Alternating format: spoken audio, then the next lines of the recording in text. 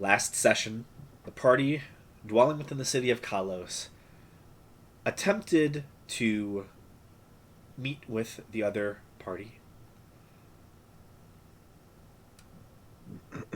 From there, they learned some things and decided to lie and press an advantage with the cloud crowns that Seer felt that they had. Asking around town, they were eventually able to message the cloud crowns and were able to set up a meet at the Cloud Crown estate just within the grounds. Seer went, not alone, but with Mebehi trailing and Senti inside her pocket as a small frog. Seer was invited in, but only met with Rwander Cloud Crown, as they took her on a walk through the gardens to a specific area, kind of off to the right side of the gardens, well within eye shot of many of the guards, but somewhat alone. Seer began to lie to Rwander and said the phrase of the cult of the yellow sign. The events that followed went very quickly, as the yellow sign was shown to Seer, which immediately paralyzed her. Stepping beyond a invisible summoned portal that had been dwelling there, Caper came out to greet her brother, and together they dragged Seer in through the portal.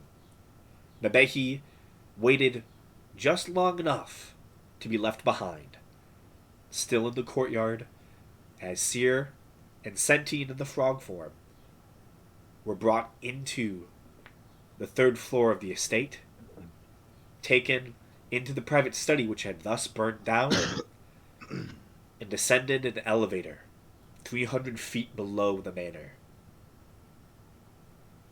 There, they saw what looked to be what was probably once a very nice vault of some sort, a place to store and showcase many of the riches that the Cloud Crowns had amassed, was pilfered, empty and devoid of any of its previous inhabitants. Yet, they were happy to have Seer with them. As they began to converse and talk about a worthy sacrifice, they began to speak, calling forth something from within the city, calling on their Lord Hosture to send it to them. And as Senti began to cure Seer to get them both out of there, you heard the sounds of something moving, large, burrowing its way through the city, underneath the city, attempting to reach Seer, to do whatever the Cloud Crowns wished, as Seer was their sacrifice. But, through some strokes of luck, Seer and Senti were able to get away, finding themselves off on a side alleyway as far as they could get from the Cloud Crown estate, their allies patiently waiting, watching the gate, with Mabehi just able to get out from the inside of the grounds. And that is where we pick up tonight's session.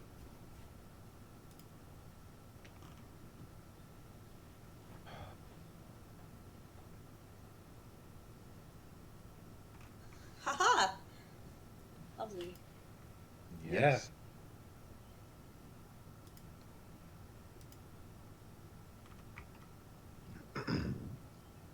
Alright, well. Yes. Gamash will still just be waiting. Yeah. I would like to upcast Ascending when I get the chance. Yeah, currently you find yourself really on the very edge of, you're probably a couple alleyways down from the estate. You and Senti as well. So whatever you wish to do right and in this moment, you there's not an immediate alert sound or a horn going off or anything. It's still very quiet. The city streets are mostly devoid of people, as a lot of people are currently at the festival, enjoying their day there. So it's kind of like not as busy as you would expect. Yeah. Then I would like to cast Send into Gamesh at 4th level. Okay. And this is what I say. I'm just going to send it in the Discord. Say, hey, there's an emergency. We got to meet up very fast. All right, what would I say back? Damn, what would be the best place to meet? All right. Need to look on my Kalos. We're about to close. We're in the Sky District. We're currently in the Sky District, right? Yes. Yes, you are. Okay.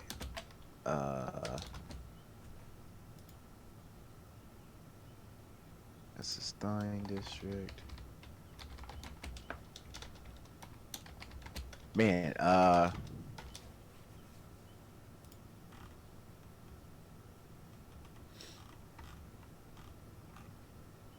I really don't know. Is there like an inn in this district that we've been to before? Nah, isn't the Sky District mostly for like? There is like hotels here. It's not like small like places. It's like large hotels and the like, more fanciful, I should say. Is the conservatory in this district? The Icewind the Conservatory? Icewind Conservatory is basically across the street and down maybe like 300 feet. Like it's within eye shot of the manor. Oh, that's probably too close.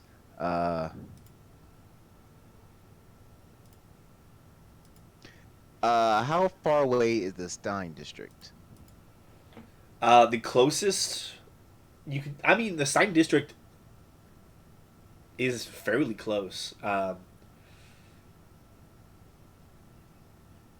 Okay. It would be like the north western section of the Stein District that you could get to.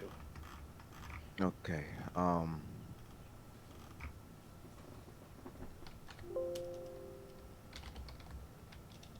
Well, that didn't take long. Let's meet at the Icewind Conservatory. Closest location. Are you alright? Okay. I am not going to answer.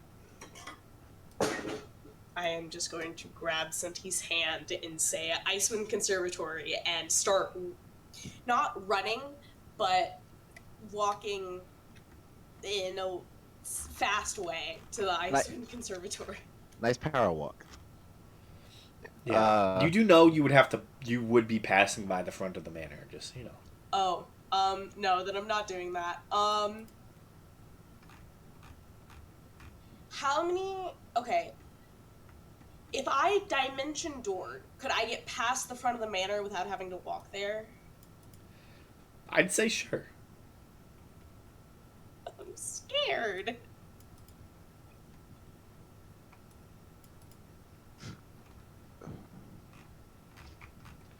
Yeah, I'll cast dimension door and get as close to the conservatory as I can. I don't want to.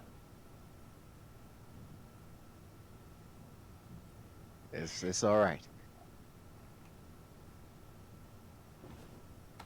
Yeah, I'm gonna say that is definitely possible. You're able to do it. The less they know about where I am, the better. All right. After, I'm guessing I would, after saying send that message back, I'm grab Fair Deer and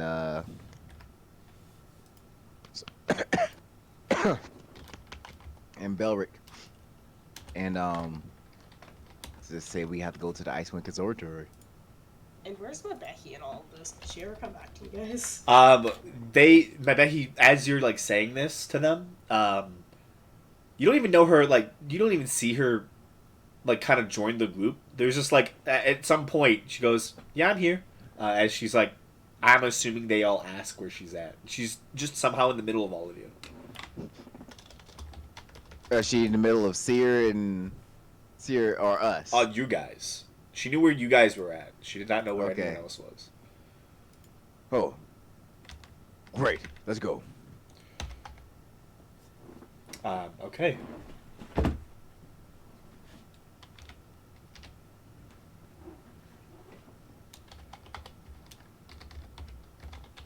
So you all make your way towards the Icewind Conservatory. Do you all go in?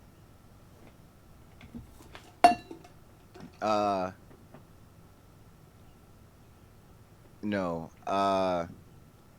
We'll get to you.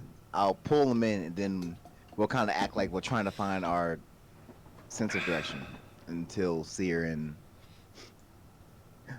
I won't go in. I'll look around for them outside. Okay.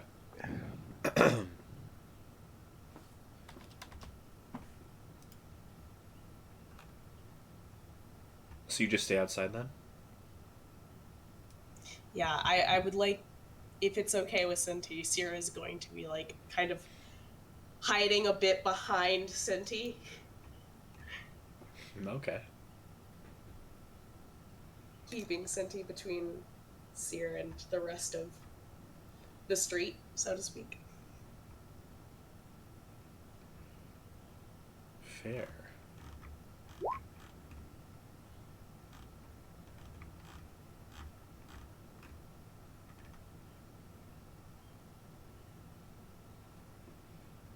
Wouldn't stop her, okay.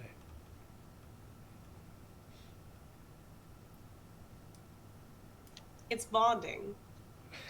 Exactly. That's exactly what it is. Bonding. Seer only likes you when you protect her from certain death. Yeah, then she's friends with you. The second you run your usefulness, though. You better watch out. It is funny, I opened up a word counter so I could figure out how many words to send, and like the last thing that was on there from this website was just like a message she sent to Gamesh telling him to put other people in danger to save himself, just in case. Oh, what was that from? It's a long time ago. I feel like the last that had to be Ambrose. That's the last time Gamesh really went off by itself. Yeah, I think so. In other words, sacrifice Blackwall. Seer's great advice was put someone else in harm's way so you can escape. As a last resort, of course. Of course. Of course.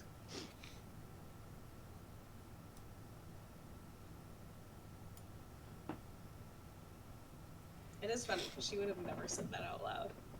Right.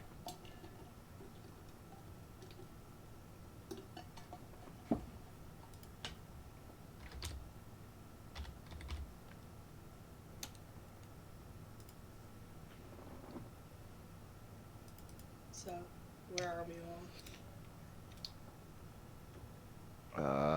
You I'm all not are.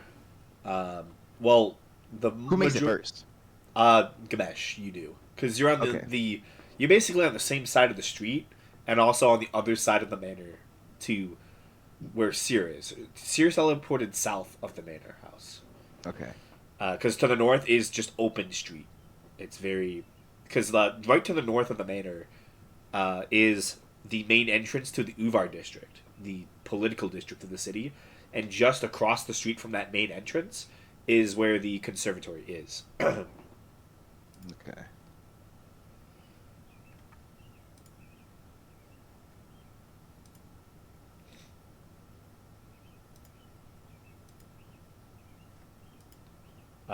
So yeah, so Seer, you're just on the outside then.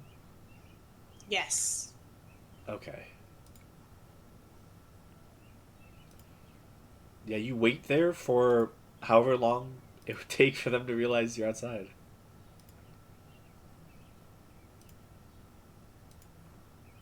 Okay. Do I see them? Yeah, because They're. we were waiting outside. Oh, you were okay. Yeah. Then yeah, as you approach, you do see them. Sorry. Oh, all right. Yeah, that's how I was getting. I was Yeah, like you're what? good. I was half paying attention. I got lost. Okay, that's cool.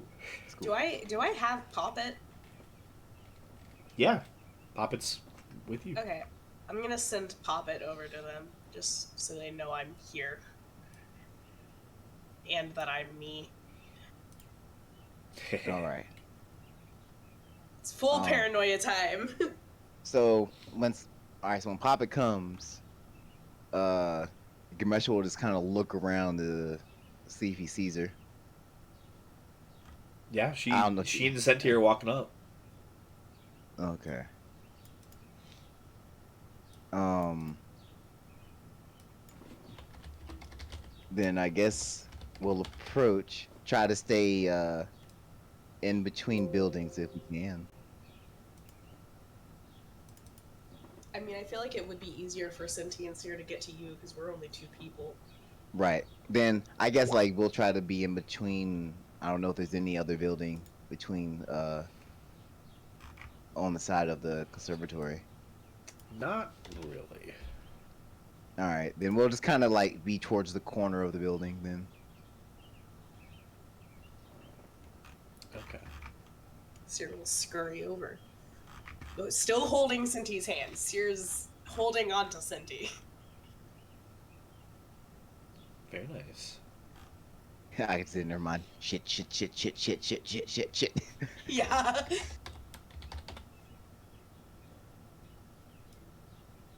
Yeah, you all find each other. All right. What happened? Okay, so, they showed me the symbol. I failed. I I failed. I got paralyzed. They took me down into the earth. I almost got sacrificed to what I can only assume is their eldritch god of some sort. Thankfully, Cinti was there, snapped me out of paralysis, and now we're here. Shit. All right. We need to go. Agreed. All right. Today is the Friday, right? Today's the Thursday. Okay, today's the Thursday. Tomorrow is when Um, the games begin. For you guys. So. Okay, we got tomorrow. All right. How close is that? You remember the tree that we came? That's I think it was in the farmland or the no, it was like that park area. Yeah, where you first landed, that park. In the Fen Yeah, district, I believe. because I Cinti, do you think you can teleport us through that tree? The one when we first got to town, to the city.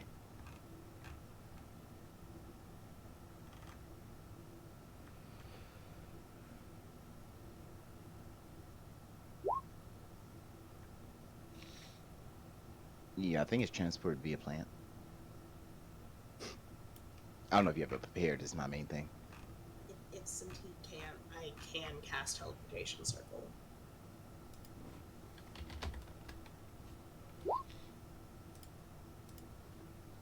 No, as a druid, you should have a teleportation circle. Transfer via plan. No, transfer via plant. Okay, that's a druid spell, so I know for a fact you should have that one. Oh yeah. Oh well, nice. All right. We could do teleportation circle too. But I don't think we want to do it out here in the middle of the street. Uh,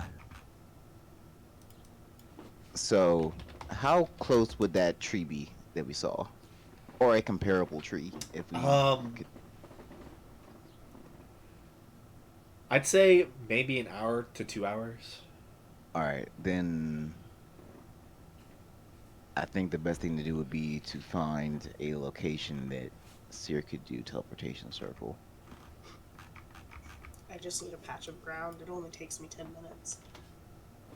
All right. And the circle itself will disappear after 6 seconds. Yup. So it's not like we just need to find somewhere I will be uninterrupted for 10 minutes. Right.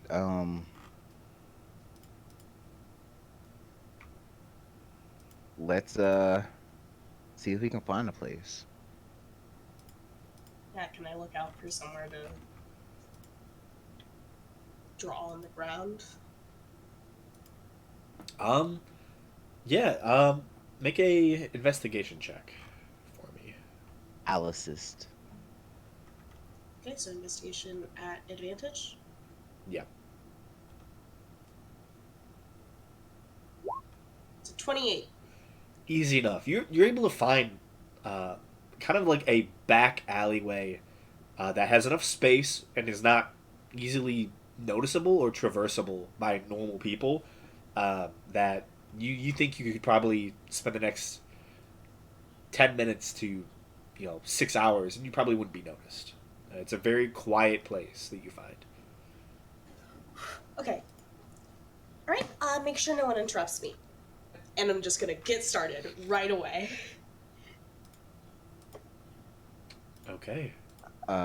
In this time, I'll look at Cinti. Are you all right? And I'm going home, by the way. Unless someone tells me otherwise. Oh no, that's the best place to go.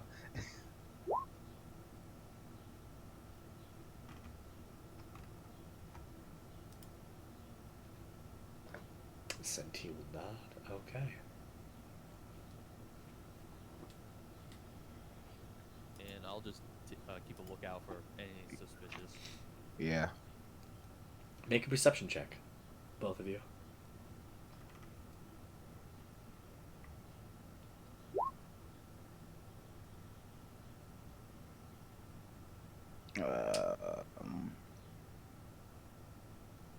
What the hell? Oh, character sheet.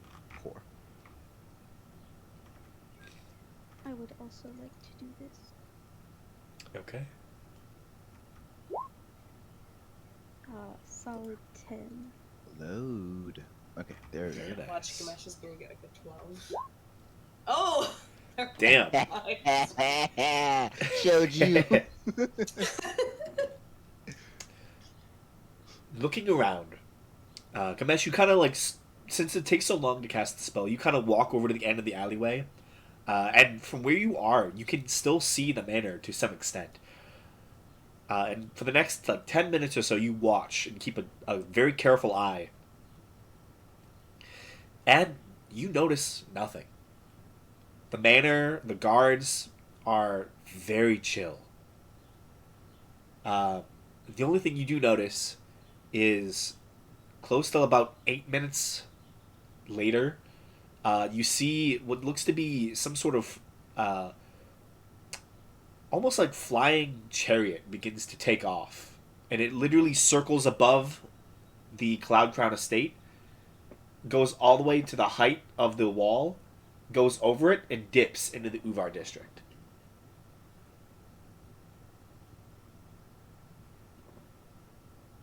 They're making their escape.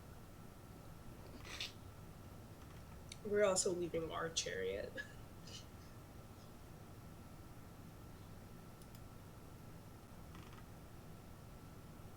You are. We'll have to come back for that.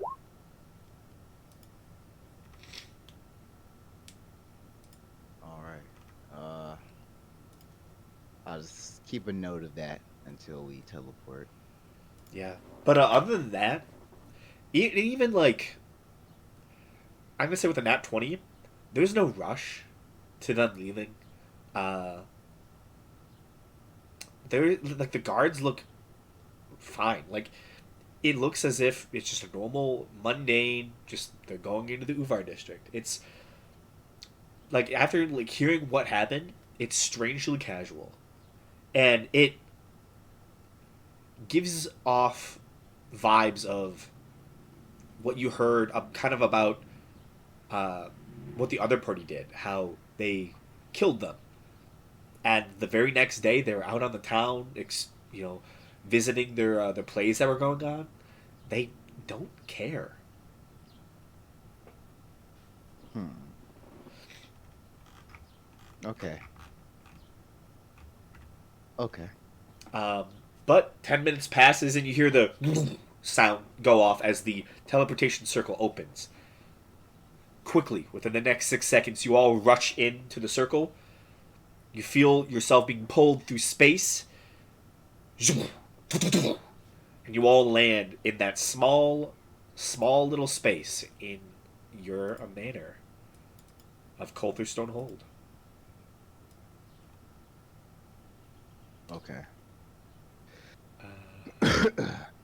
If only I could find Coltherstone Hold. It's vanished.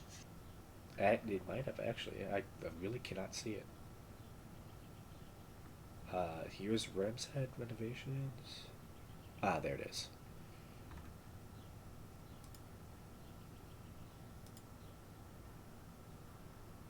I promise I'll study temporal magic soon.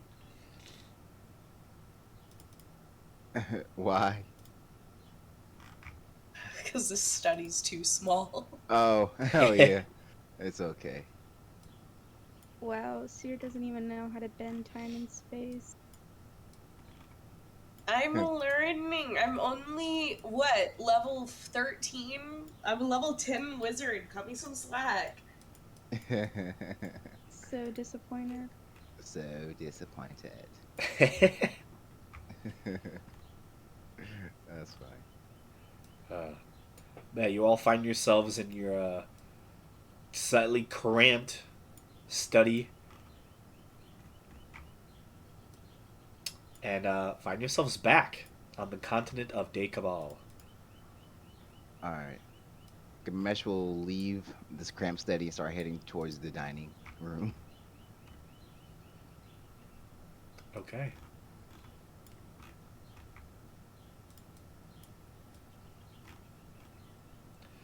Yeah, the second you leave, you hear heavy footfalls as you go to the table, and you see what looks to be two mushroom men race past you as they were running, and almost like basically were like run falling down the stairs. Okay. And you can see two little mushroom men racing. Never a dull day at home. Never a dull. Never. Get out of the way.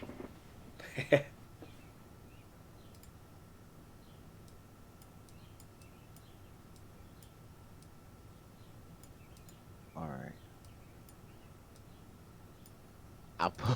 As I get to the table, I pull out my triple X.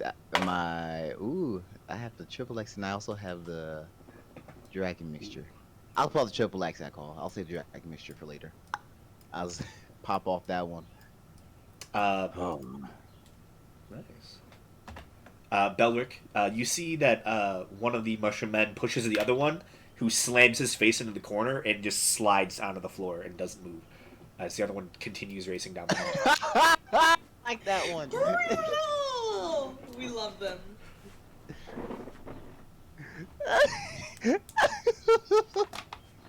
You just see a mushroom man currently just like face onto the floor after you just slammed his head into the corner. I'll start walking over to him and say, "Are you okay?" Make a medicine check. Killed him. He killed him. Just mushroom murder. Mushroom culture is a brutal one. Yeah, you don't know much about mushroom men. You know, But he hit his head. like their health, like their bodies or anything like that. He's not speaking. And he's not moving. You don't know if they need to breathe. They're mushrooms. Brutal. These guys are ruthless. I love it. Senti drunk the soup. can just kind of see it, probably around that corner. as you begin to leave.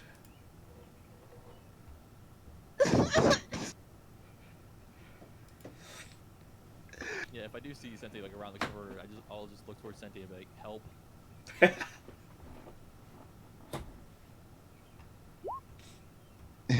Help. Just Yeah, Nope. go ahead and make a medicine check. The man's the mushrooms bleeding on the inside. this mushroom's brain dead. He has swelling in the brain right now. 21.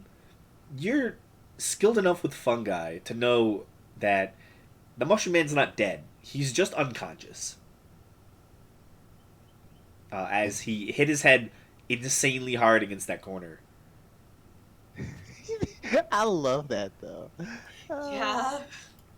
Yeah. I love that even our cute critters that live in our house and help us out are brutal. They're racing. One hand Who on knows the what the fairies are gonna do? That's foreshadowing for us. We're gonna beat the skulls in of the twins on the corners. Oh, can we though? I'd like that. Or are they gonna beat our skulls in? Oh no, I don't like that. You can see two of the fairies are kind of like they land on the unconscious Mushroom Man and kind of like poke at him a little bit. God, are they like butterflies? Do they drink blood? Cynthia asked if she can use her medicine kit. Oh yeah, he's not dying. He's just unconscious. Oh man, that was great levity to the situation we're currently facing. Oh yeah. Oh yeah. With that, his eyes come back, and you hear pop pop pop, as he like stands up and begins to go and continue his run, and you kind of turn around to see where he's running to, and you can see that what looks to be two of the fairies have grabbed the one that pushed him into the wall and are holding him by the arms and flying him through the hallway.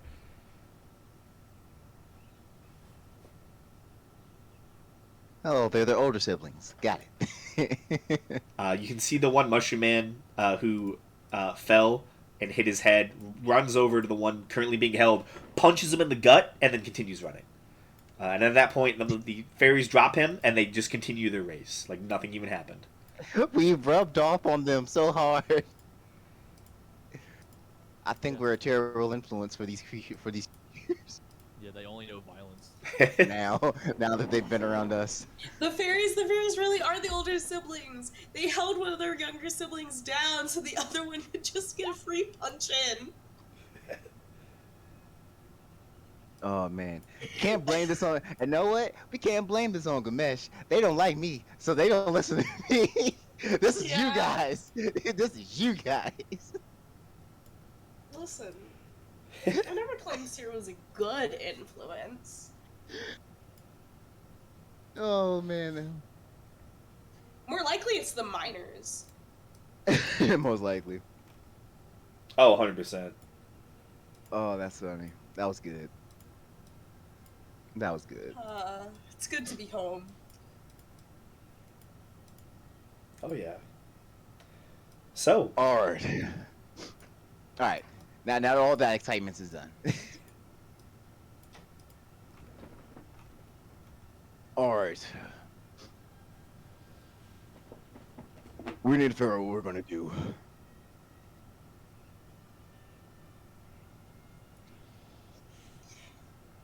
Any ideas? Because I don't want to get involved anymore. Yeah, at least when I get the chariot back.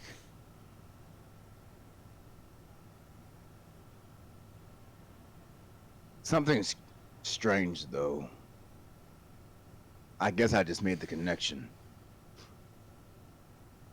Even though you would think they would be trying to turn the city on us, the guards are still relatively calm. And I think I saw them leave the manor. Almost like nothing happened.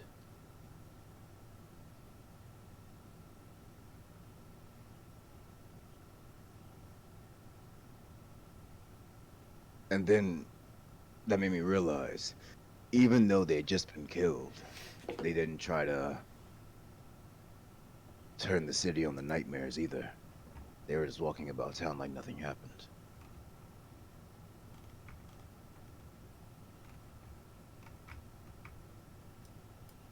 Why Okay, would so why would they just let that go?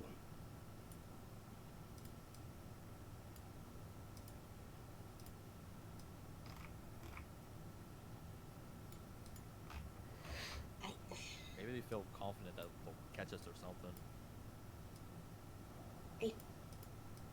doubt it. Because why would they feel so confident if they're not even trying? Because look, they know that we're capable warriors and casters. If they can cast magic that can teleport them, why would they not assume that we can too? And on top of that, now that you bring it up, it is kind of weird how they just let Osiris walk around. Right. Because as you were casting teleportation circle, think they have a flying chariot as well. Because they went over the city into the political district. It was just like it was another day. So they probably won't be hunting us down. Probably not. Well, that's a nice change of pace. The only thing I could think is just at the end of the day, even if we decided to tell someone what they're doing, it's their word against ours.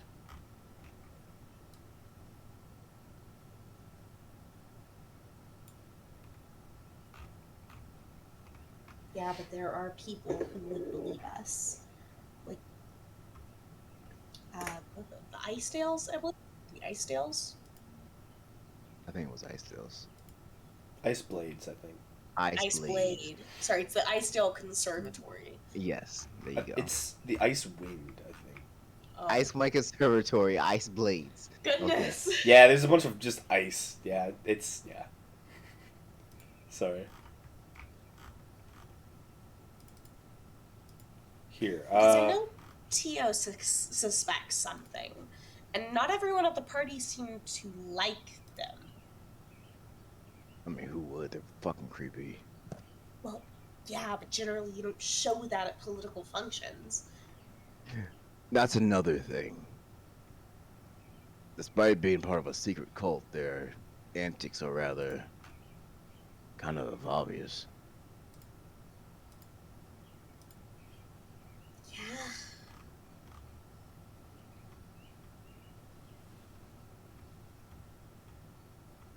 Alright, look.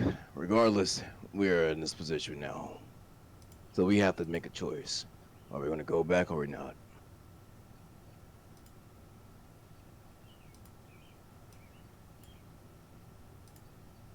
Oh, and what did you see when they dragged you away?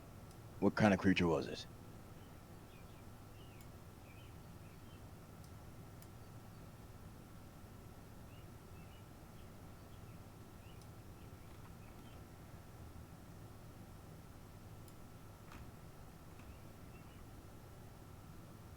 Zoom out, zoom out. Oh, too far.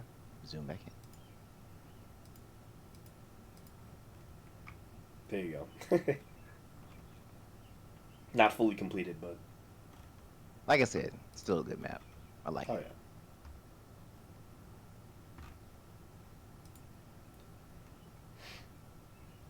So did you get a good look at the creature that they were trying to sacrifice you to?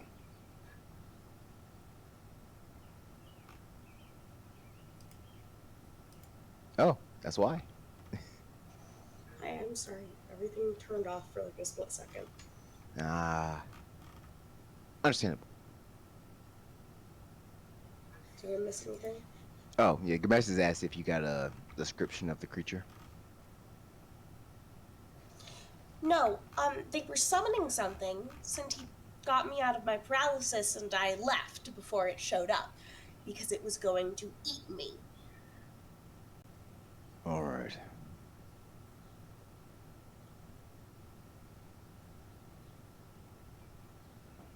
So,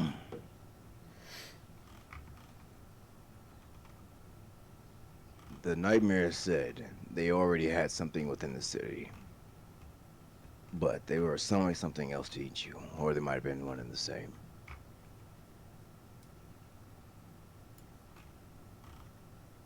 The nightmares said specifically that they released it when they fought them and killed them, but they were told by Osiris that they still had contact with it. Okay.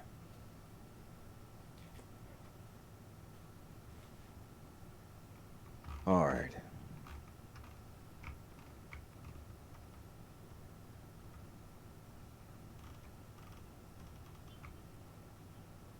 They've got to be planning something at the festival.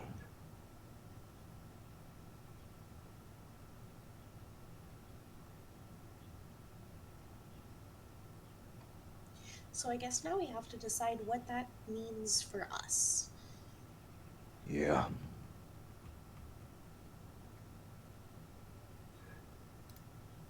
Ugh.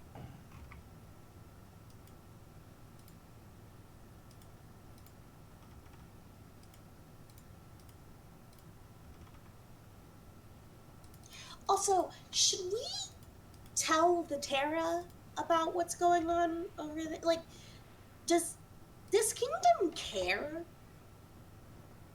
Uh, I mean, I would assume the Terror is really just based in Decabal, though. Well, yeah. I don't really know this country's cuz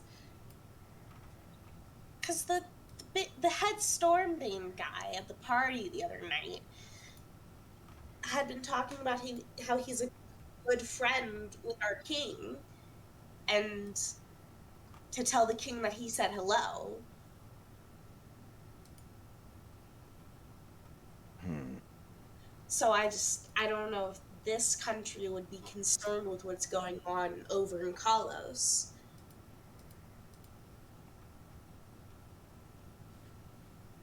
My guess would probably be not that interested. If it was war, maybe that'd be something different. Like, for instance, I don't know if Kalos had any information on Rush Cabal, and that was pretty. Oh, well, probably not. It's just this is a cult that could easily spread. I mean, to be fair, so could Rush Cabal. We'd stopped early. I suppose. I mean, I don't see it can't hurt, but I just don't I really mean, think. I'm not saying we should tell them. I just wanted to check.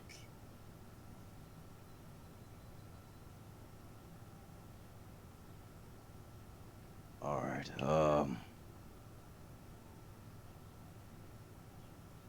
All right. Well, regardless, I at least would like to get the cherry back. That should be easy enough. I mean, I could go and get it by myself in an afternoon.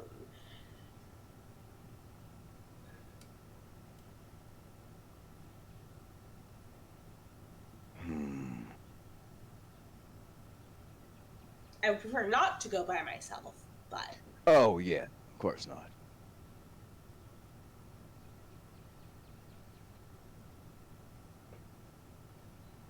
Actually, what time of day is it now? Um, I forgot. here in the kingdom,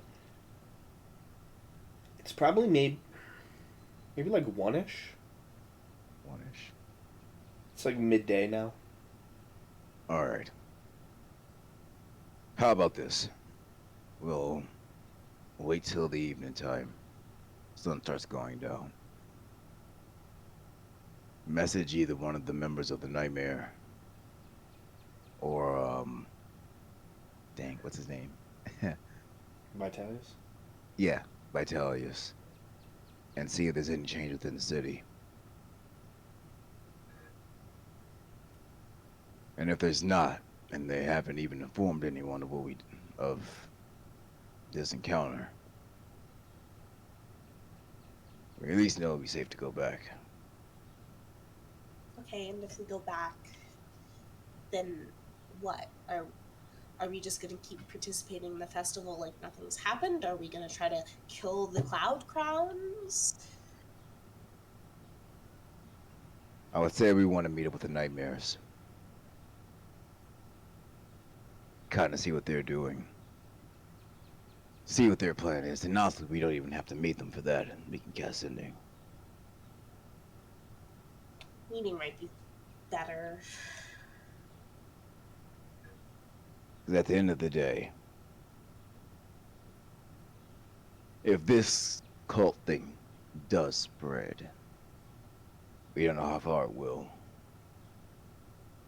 But at the same time, it could stay contained to that continent.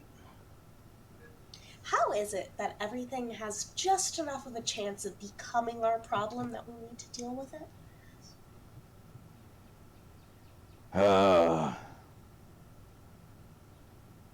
At this point, I have no fucking idea. Main character syndrome at its worst. Right. It's almost like we're the protagonists.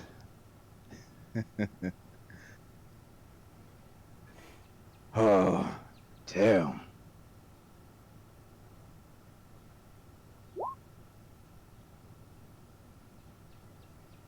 Well, what does everyone else think?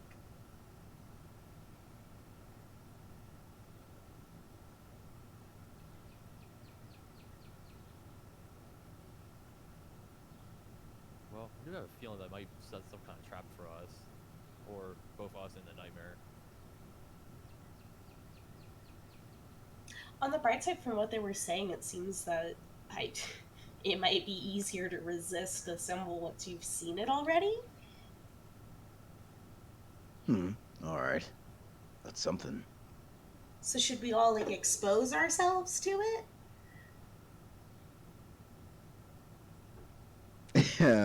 Your match kind of freeze. I mean, I guess we could.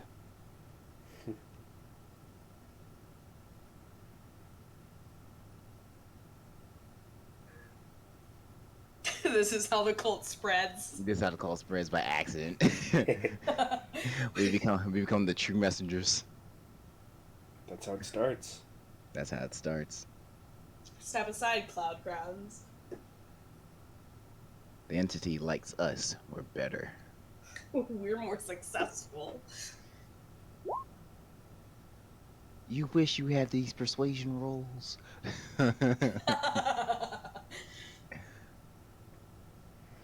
Why have 2 conduits when you could have 7? How many of us are there? There's 6 of us. And look, we have the perfect naive minds, the mushrooms. That's Oh my god, yes. 7 if you count chat. But yeah. Poppet is technically sentient. 8. Okay. Yeah, wait, what if we just contact Cthulhu and say your brother's up to some shit, because he is known for stopping these cults? If you stop him, you get a favor from us. How about that, buddy? How about that, bud? Could you imagine? That's our solution. We go to the nightmares and we're like, alright, so we've been thinking and we think the best thing to do is start a cult for Cthulhu and have him into this here. You know what I'm saying? He's the big brother, so like, Yeah. he can handle this. He can handle this. Yeah. We were watching our mushroom men and our fairies and we got inspired. We'll have him throw him into a wall, you know? Yeah. Or maybe he'll hold Haster down while we punch him in the gut. Punch him in the gut, there you go. Now leave him alone. We gotta go. Mom's made dinner. Yeah. there's nothing wrong with this plan. It's foolproof. It can't go wrong. Cannot. Absolute plan. 10 out of 10. What plan again? Okay. Your usual sibling bigger. Exactly. Oh, okay.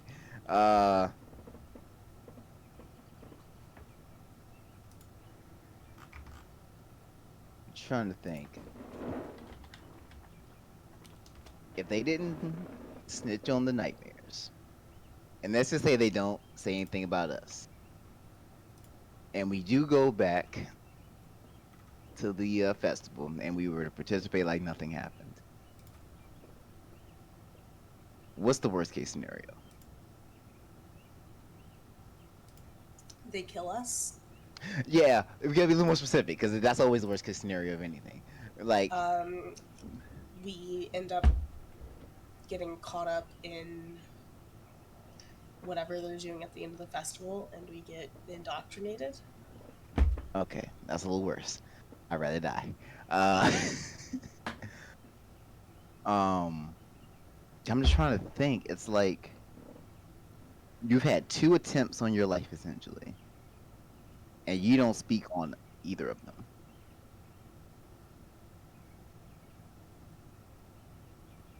One's successful at I that. feel like we should talk to Tio.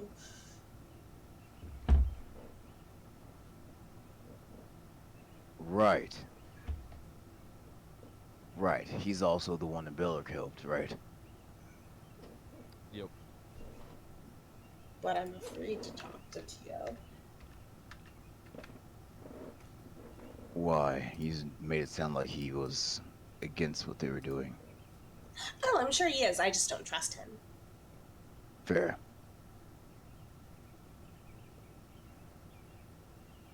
Well, I mean, we're kind of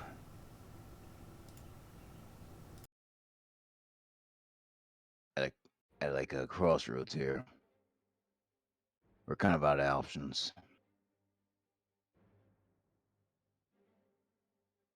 At least having someone on the inside would help.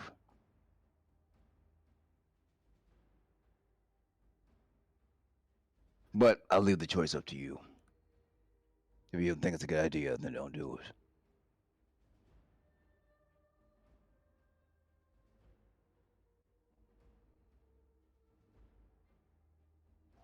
Well, I don't even know what. Like, once we contact him, what are we gonna say? What's like our goal there?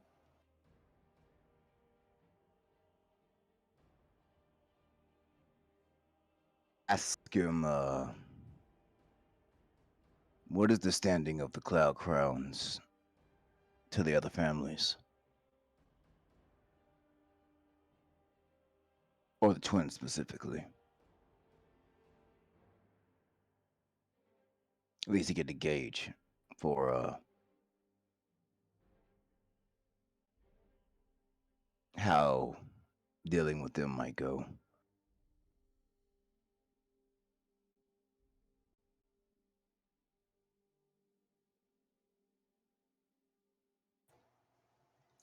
I mean, but we kind of know that already.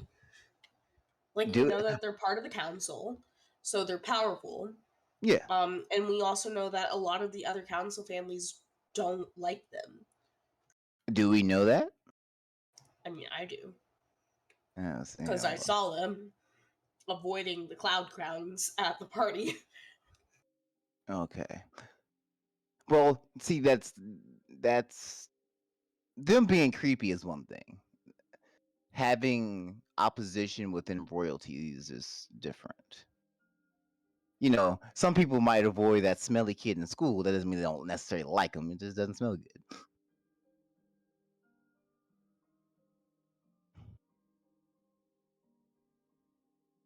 No, I get that, but I feel like it's a little bit of a different thing when, like, the reason you're avoiding them is because they creep you out.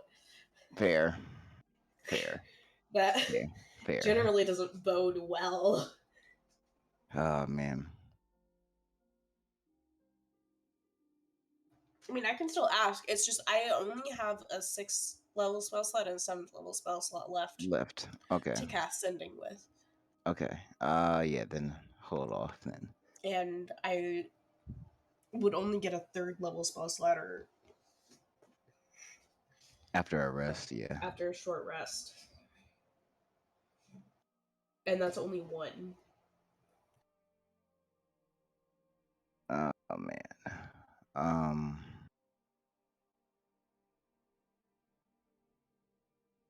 I kind of spent myself. I mean, saving yourself kind of costs energy. You know. Yeah. I held out. I held back nothing. Maybe. I don't know. I'm just throwing shit at the wall now. Yeah. So far, the most detailed plan of action we have is the Cthulhu plan. So Yeah, that's the it's most detailed. not good for us.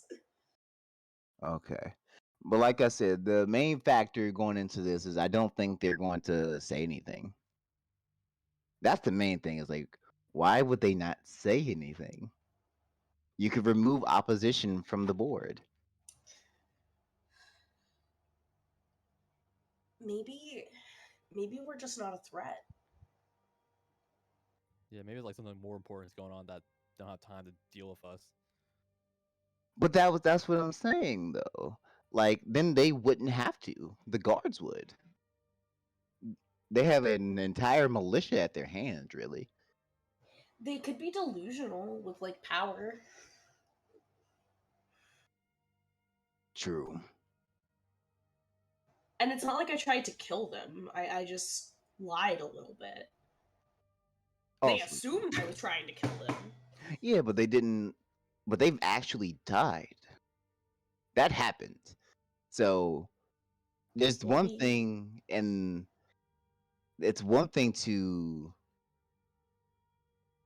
like get lied to. It's another thing to get killed, have someone successively take you out, and then still stay silent. That's to me like I don't care how Yeah. strong you are. Like that shows that you're vulnerable.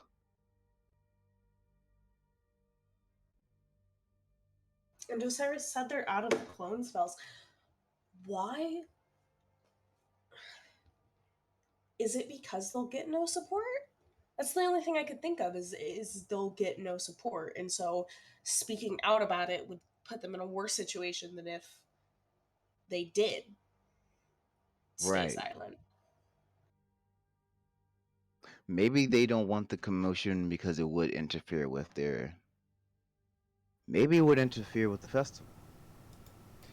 People would certainly look into what happened if you said, "Yeah, I got killed a couple days ago." Right. Yeah. I mean, but they don't have to say that part though. They could say there was an attempt on their lives. They're still alive to by all respects to everyone else. Yeah, there's nothing stopping them from twisting The the narrative. truth. I'm thinking that it'll interfere with the festival. Like if They have to be biding their time for something. because if they were to say, you know, there are two groups out there that are aiming at our lives. The two things I'm looking into this where But then those groups would also be questioned. exactly. Yeah. So they must not want us speaking out against them either.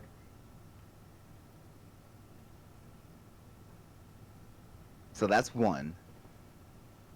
Second is like you said, they may not gain support. Shoot, maybe there's other nobles after their head, so seeing that opportunity would make more attempts. And then I do think the possibility of them just not seeing us as a threat at all Yeah. is still there. They could be completely delusional. Like their whole cult is madness. Right. And the other option is having the city of Kalos worried about assassins, essentially, that would very upfront and try to slaughter uh, royal family members. Yeah. Could mess, could interfere with any plans they have. Like I said, that could mess up the festival entirely, and I still think they want to do something during the festival because that's going to be a big congregation of people, even from outside the city. I for sure want to do something in the festival.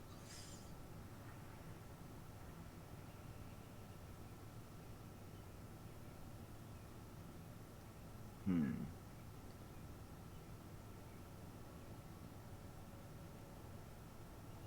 Well, regardless, we won't be meeting them again anyway until after the festival's over. I highly doubt they'll go back to the manor anytime soon.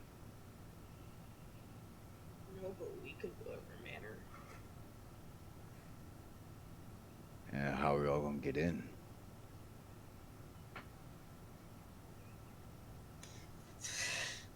Bye-bye.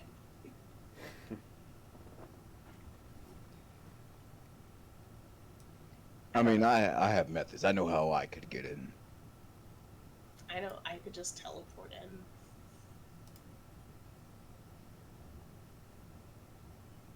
So, Me and one other person, so. so did they just drag you to the bottom of the manor? Yeah, they teleported us inside, and then we went through. It was their study, right? Yeah, they so they had the pre-existing gate already up, and then they just walked you through it and took you through the burnt down study, uh, through where there was a secretive, um, what wouldn't have been like a bookcase entrance had been burnt down. They took you to an elevator, all the way down 300 feet, to essentially a trophy room, with a large metal door at the end where you heard the sound coming from. Yeah, I'll describe that. Yeah, but it had been already cleaned out, emptied. Okay. So basically, Seer got to the door, and then that's where she stopped.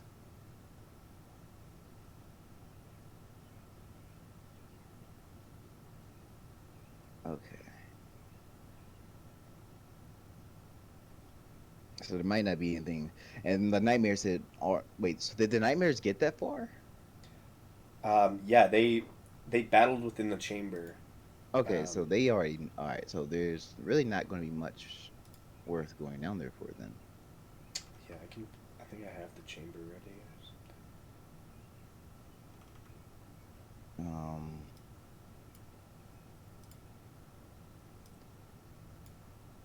Yeah, it looked like this. Okay. Without the red orb that was missing, That was missing. Okay. and all the treasure. But the back door was there, and this is. They kind of like stopped her like right here specifically.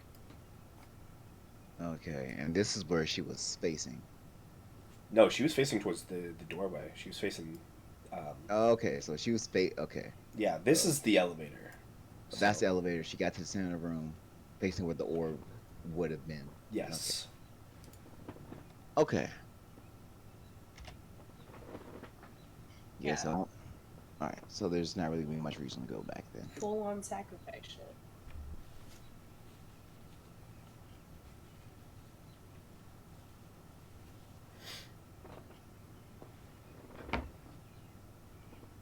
All right, all right, guys.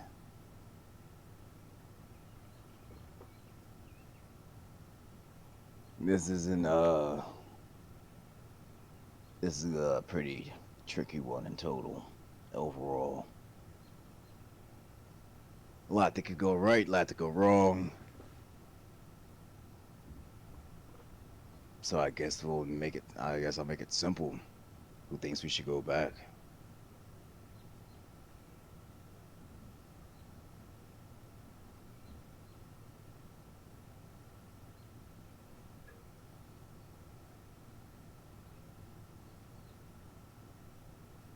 Yeah, I think we should go back because I think if we don't, it'll just come back to us, anyways. Fair. I think everyone knows my opinion. Fair, dear. I I think it would not be fair to bring their problems here, so we should probably go there. Senti.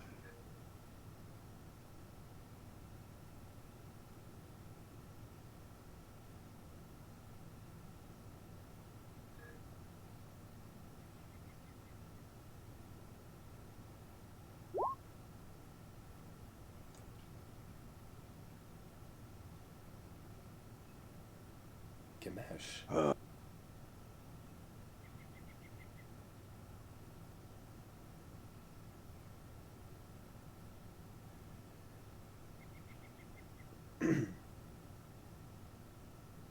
Alright. So, does that mean you're all going back?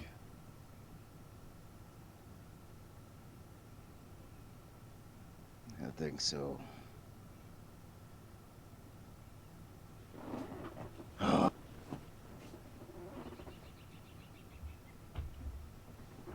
Next time, we're not getting involved in any politics. I We can go. agree to that. Next time, we go where we want to go, raid whatever temples we're raiding, and we come back here. Oh, So, we're going back. yeah. What do we do if we meet the nightmares and they don't want our help? If they think they can take care of this on their own, then I guess we just stay for as long as we decide we want to. We at least want to, at least, like I said, we should at least get the chariot.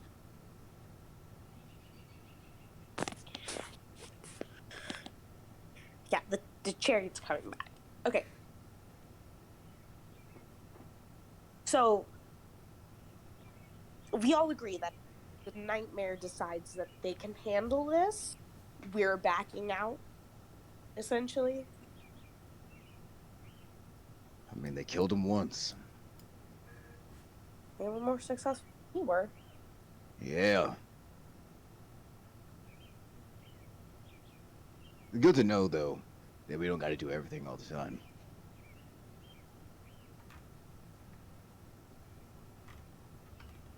But, Yeah, let's just hope we don't learn about them failing in a few months. oh, yeah. Alright, well, regardless, we don't have to go back this moment. No. Want me to cast sending to them, though? One of them? Uh, yeah. I think, what's his name? Uh, it was. I think Skip will probably be the best one. He seemed the most agreeable.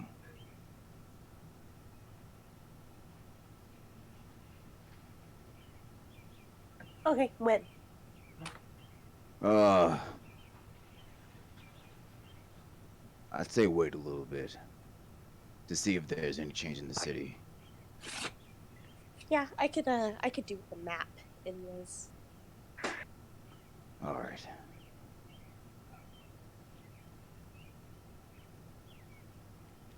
Oh man. Okay. So, you all take, I'm assuming, a short rest in your home. Yeah, during this time, I'm going to I'm gonna keep building up the wall Okay. around the manor. Sounds good. I never asked, how much did you drink of the bottle? I'm starting to drink now. Really, Okay. we were talking. Yeah, now I'm starting to drink. Okay. That's to say that during before I start building the wall, let's just say I have like uh 5 shots. And which one was this again? The triple X bottle. This is Okay. the one. Yeah. Yeah, so you take 5 shots. Just make a con saving throw for me, please.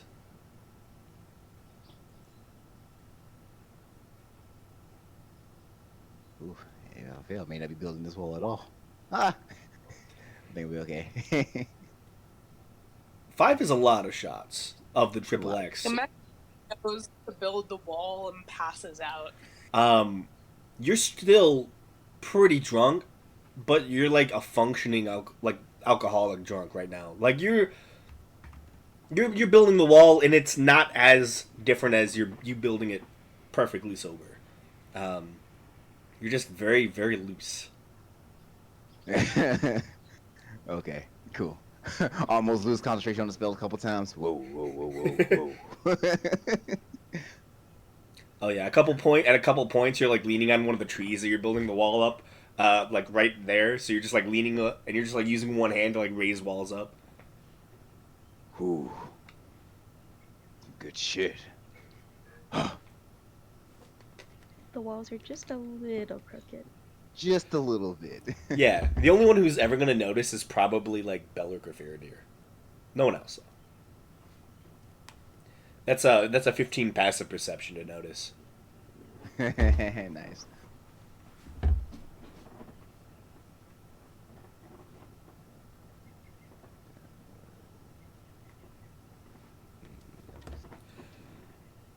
Anyone else doing anything over the short rest?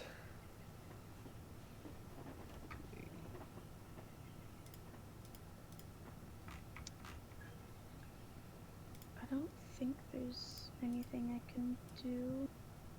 7 total. Can this isn't really doing anything, but I would like to take a nap. Okay, so you fall asleep. And I do ask Faithful Hound. Okay. I don't tell anyone the password. Sounds good. So you Use head the- off to your room. Yours is the master bedroom, I believe. Yeah. She's 15. Oh, not 15, but the one above 15. No. Wait, which one? Oh yeah, she's 20. She's 20. Okay. She's She- 20. Yeah. The master bedroom is senti because it's still full of wild things. I Yeah, there it is. There Yeah. you go. Makes sense for Seer. She wants to be in the center of the compound, you know. Mm-hmm. The one room that actually does not have windows. There you go. I'm simple. But effective. Okay. Yeah, you take a nap. Anyone else doing anything over the hour that you have?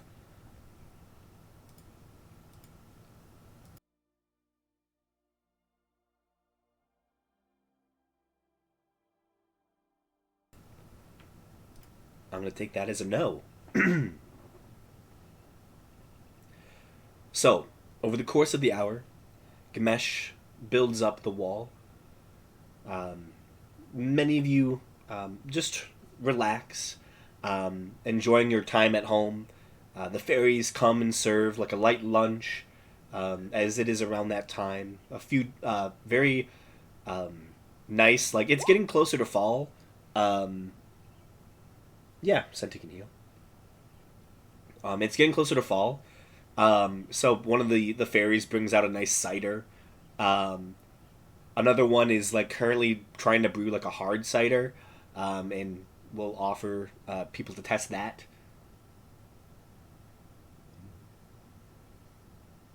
Um, Other than that, for the people, for everyone else, it goes fairly smoothly. Seer, you fall asleep. After a very intense early morning, sleep comes quickly.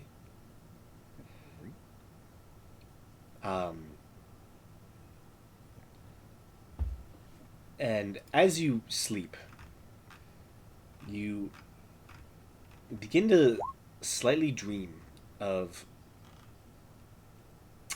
kind of a smoky, hazy space all around you.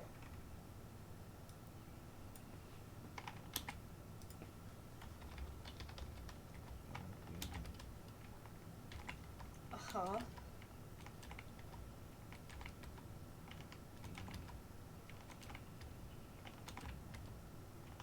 That's fun.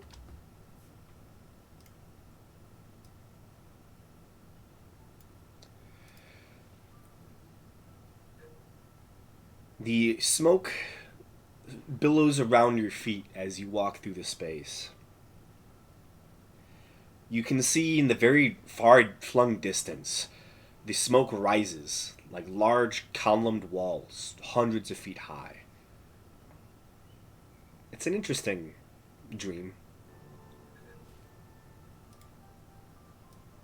And you soon begin to see the smoke, this hazy gray on the ground, begins to billow upward. And it forms a tall, shadowy presence within this dream.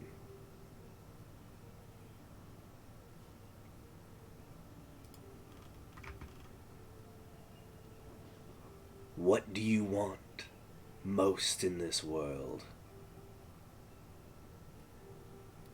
What is your dream?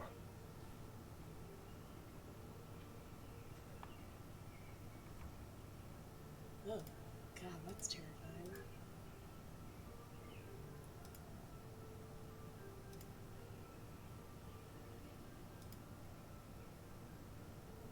Uh,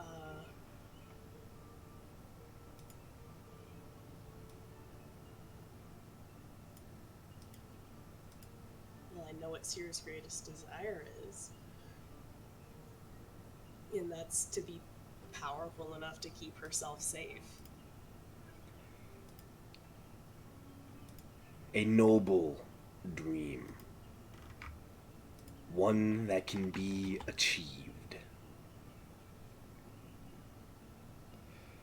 Vile thoughts of power corrupt absolutely, and dangerous denizens of the deep wish to find ways to corrupt those above and bring them down. Even giant kin shall find themselves torn into the deep. Do you wish to find that dream of yours and make it true?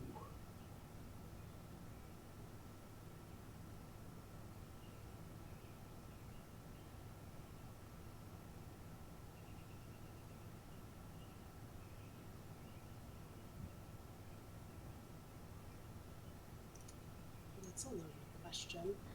Um,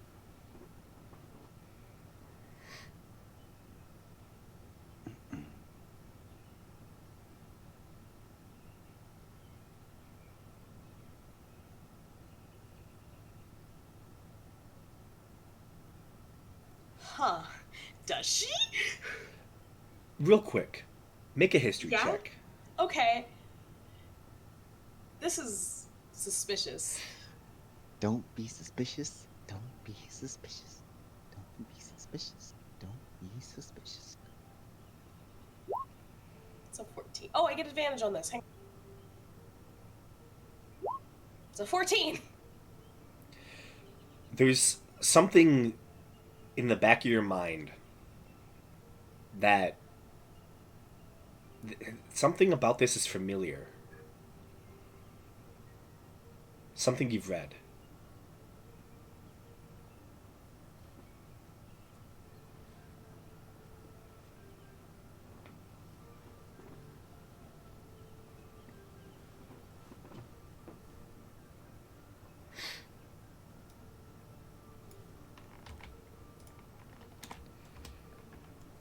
You hear the voice speaks again.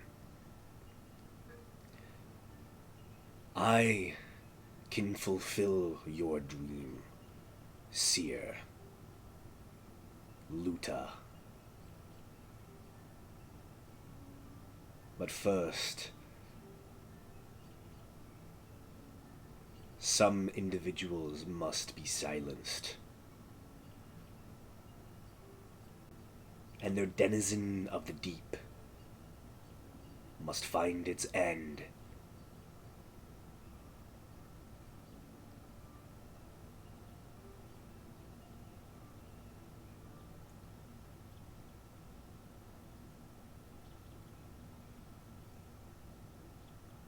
Yeah, that's tempting, but I don't know what price tag is associated with this, so my answer is gonna have to be no. You hear a crack of thunder, and as it hits, the tall shadows that encase the outside of the vision change. This tall wall of gray mist is a cityscape with a yellow sky surrounding it. The individual standing before you is Hoster, the large yellow-cloaked individual standing some 14 feet tall, thin, spindly fingertips connected together, and a slight smile just seen under the hood, as the entire ground around you is writhing in tentacles. Oh, God. As the thunder fades, it turns back into the smoky visage. This illusion pasted over top of reality, of what you are within. You have seen the yellow sign.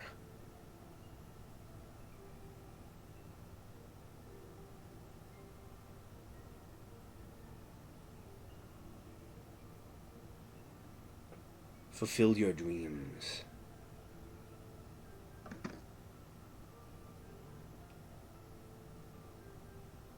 They are so close. You will never have to fear again.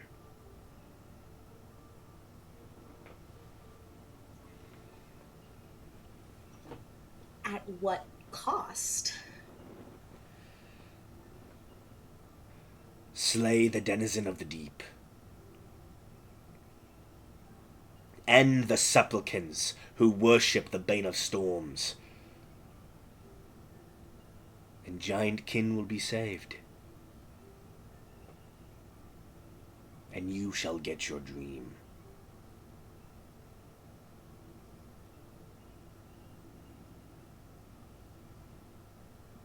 Perhaps there might be an additional price. Fine print. And what would that be? Another, clad in yellow, hides their true form.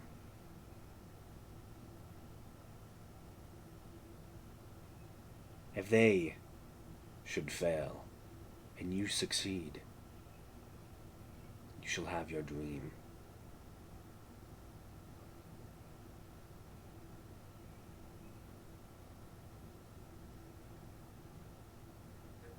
Okay, so you're saying all I have to do is kill some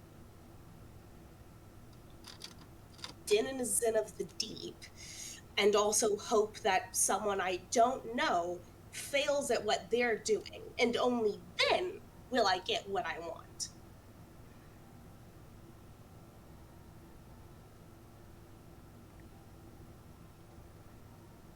Dreams come at a price, Seer. Yeah, no shit. That's a lot of ifs. And this feels a lot more dangerous than what I've been doing.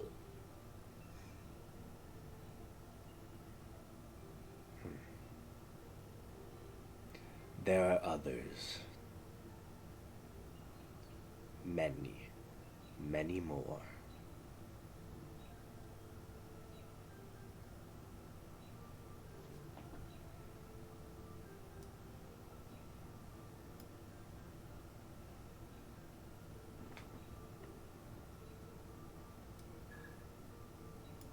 This is hard.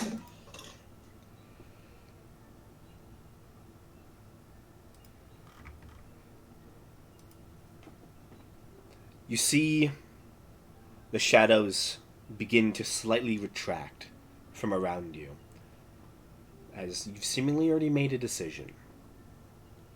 Yeah, I just can't risk it. The walls of smoke fade and crumble as darkness fills your dream. As all begins fading, you see the smoky visage of the entity begin to sink into darkness below. There is one last sound of thunder, and one last sight of the smiling, curled, yellow-cloaked individual of Hastir as they sink into darkness, and your eyes open, your nap complete. Sleeping is just dangerous for me. You saw the yellow sign. I did. I would have taken him up on his offer too if I had not had like 2 sessions previously of everyone being like, "Hey, this guy's bad news." Yeah. But yeah, that's, you got to see both sides of the entity. Mostly though of the dream. The less maddening version. The one that likes to make deals.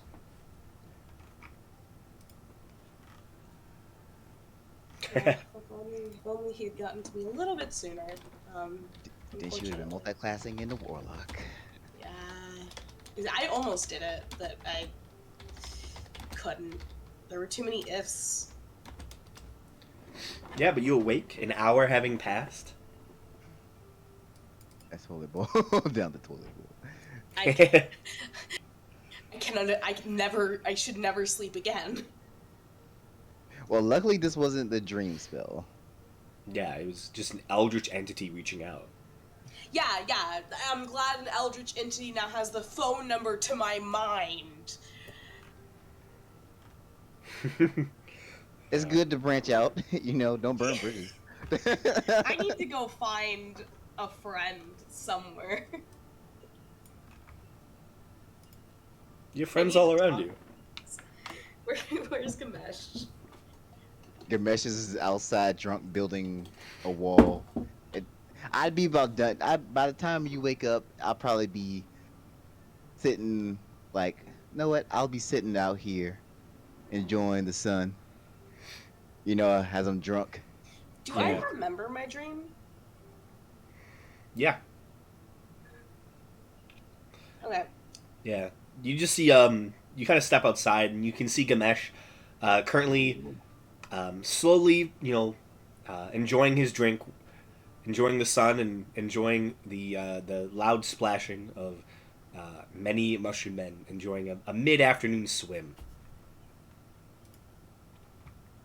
I am about to ruin Gamesh's good mood. Hey, Gamesh. Seer, good you're here. I have a question.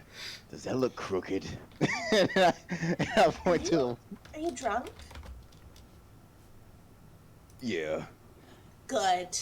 Good. I'm about to tell you something. Oh, First. no. Is the wall crooked?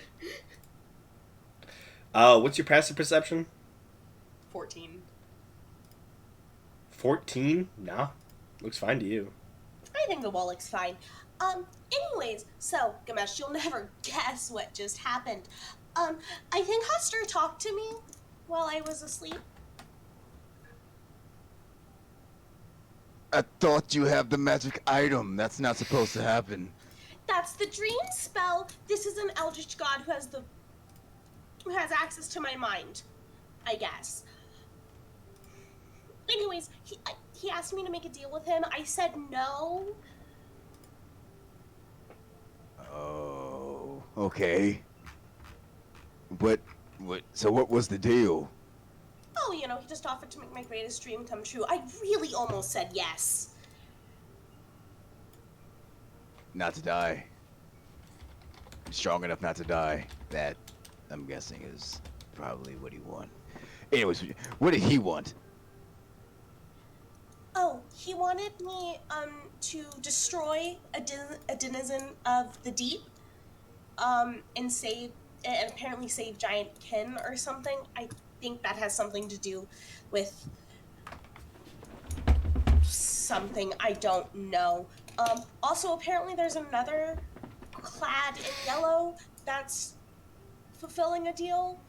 I guess, and I would only get my deal if they failed.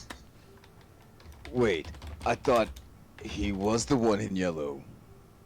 No, that's what I'm saying. I think it was another person he offered a deal to. Okay.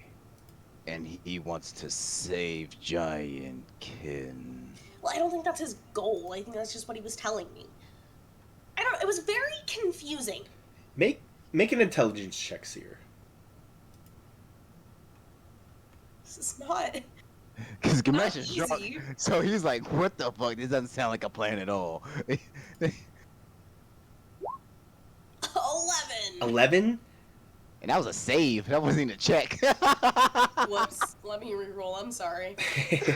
So that would have really been like a 7. 12. 12 is better. It's strange.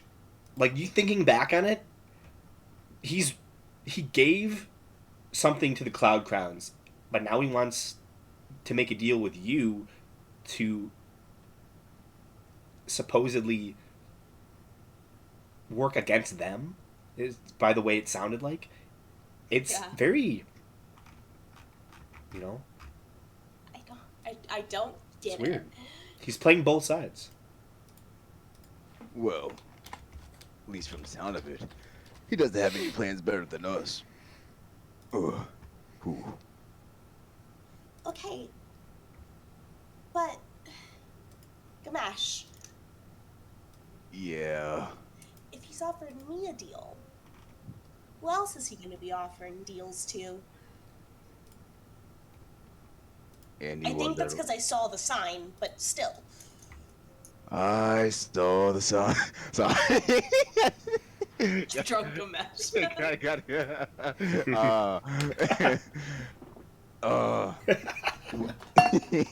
Sorry. It got me. Well, I mean, he's about madness, so I guess going in every direction is kind of his thing. Anyways, I guess it's not really important. I just felt like I should maybe, tell somebody. All right. Well, this one didn't hurt you in the sleep, did it? No, he just offered me a deal and I said no because as tempting as it was, there were too many ifs. I'm not really into taking risks Yeah. unnecessarily. All right. Well,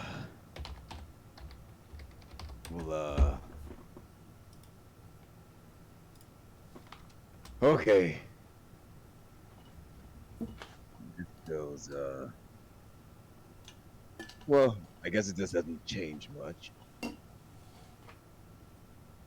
I hope not, anyway. New bonding exercise. Karaoke. Are we doing drunk karaoke, guys? That's our new bonding. Drunk karaoke in the bathhouse. Oh, that works even better.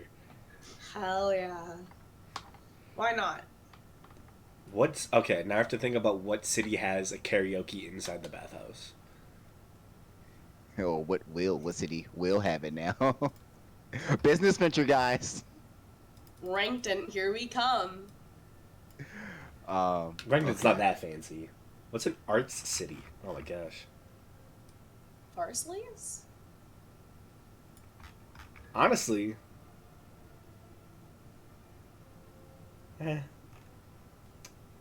maybe. Okay. Oh, Alright, well. I definitely know which city it is. All right, now we know. All right, so All right. Well,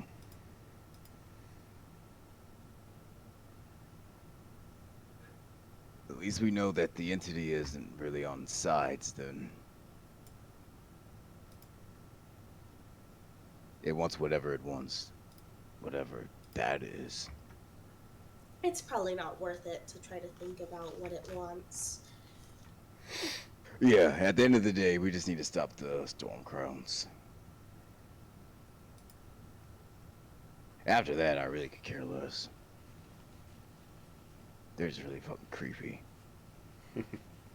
You know, I'd hate like to wake up and see him at the foot of my bed. You know, that would probably like be the worst thing possible.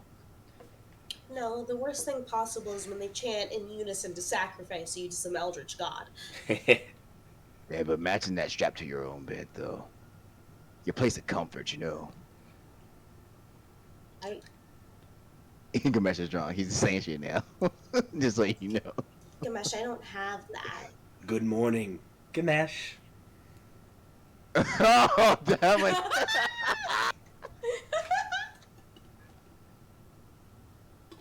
Why are you in here? I sleep in the nude.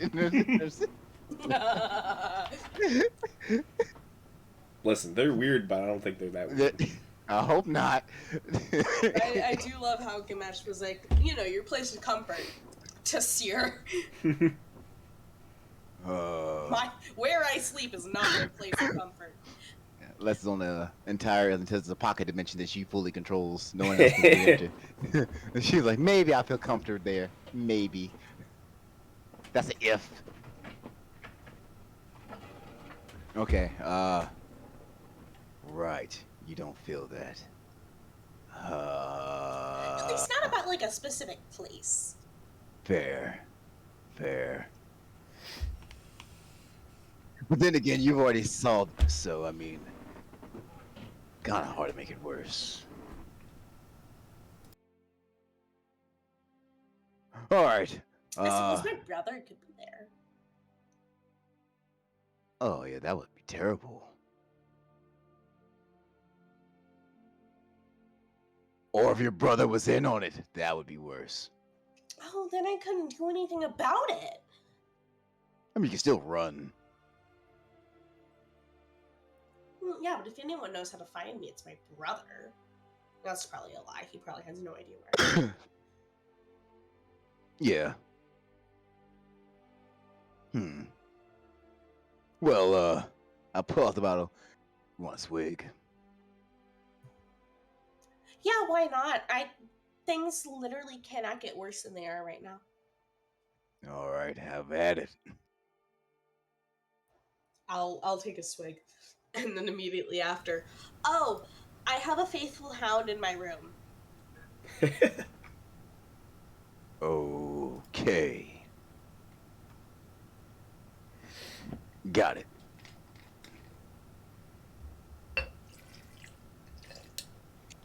again, nothing about the password. That's fine. Just so I know if I get bit, what happened. She's just not thinking about it, to be honest. That's fair. That's perfectly fine. That's perfectly fine.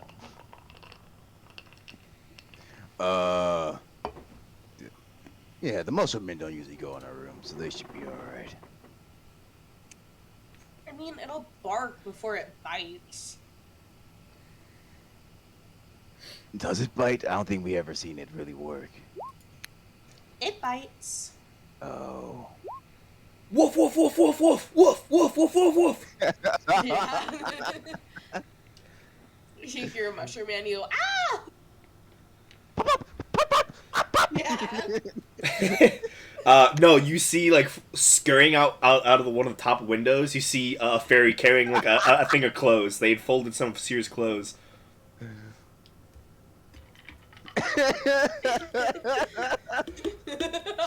You hear the faintest scream. I was just trying to do laundry. Oh, there it goes. We should probably go take care of that. Oh. Can I just dispel the spell from here? Yeah. Oh, that's funny. I love playing with you guys. Shenanigans. Alright. I like how Senti called it though. Yeah. So, after spending A nice little moment on the steps, looking over the backyard, and mostly, well, partially about halfway completed wall surrounding the estate. You all gather back together after a nice hour rest. Um, just through the long talk you all had and the rest, it's been about a couple hours at this point, so it's pushing like maybe 3:30 ish now. Okay. Kamesh is drunk and Seer's just like tipsy. 100%. One drink from Seer, yeah.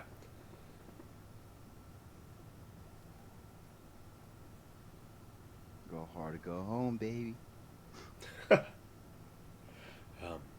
So, what next for all of you?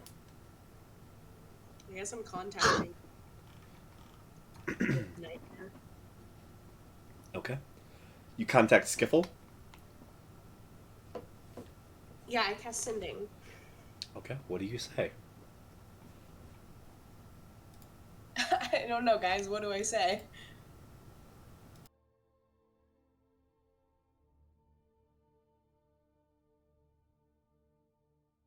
Okay, I guess I'll just ask them. I'll tell them that things went to shit with the Cloud Crowns. Do you guys have a plan to handle it? And if so, do you need us? It takes a few moments, but you get a message back in your head. We killed them one time, and then they locked themselves up in the Uvar district. We were just gonna wait for the festival.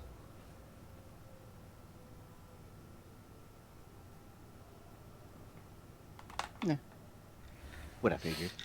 Yeah.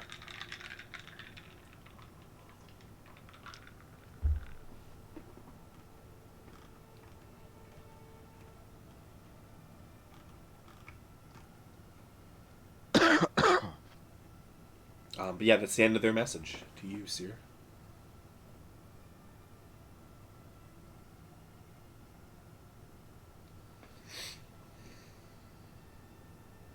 Okay. Well, with that in mind,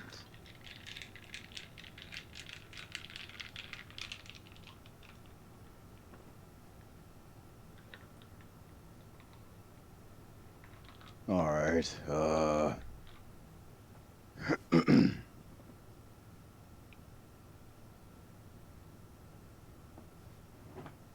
right. Seems like the best thing to do is seems they had a similar idea to us.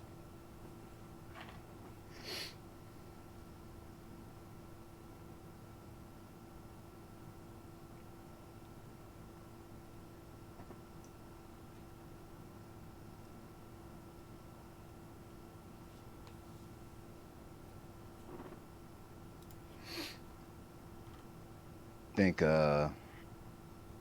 so I guess for now we'll just we can go back in the morning. We don't have to go back right now, obviously. Um Yeah, just so you know, tomorrow is the festival games. If you wanted to still do those. yeah. As you are signed So- up, technically. Yeah.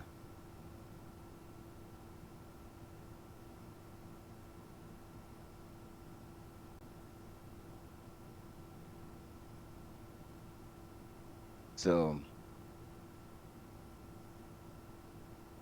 sleep here tonight. Rest up. Teleport back in the morning. Uh, and then from there, I guess we just participate in games and follow the Nightmare lead. yeah. And if we feel if we feel at any point in time that this is getting too much, we just back off, I guess.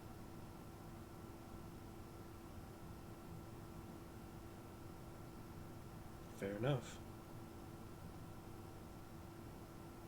So, is there anything you would all like to do in the night you spend back at Calderstone Hold?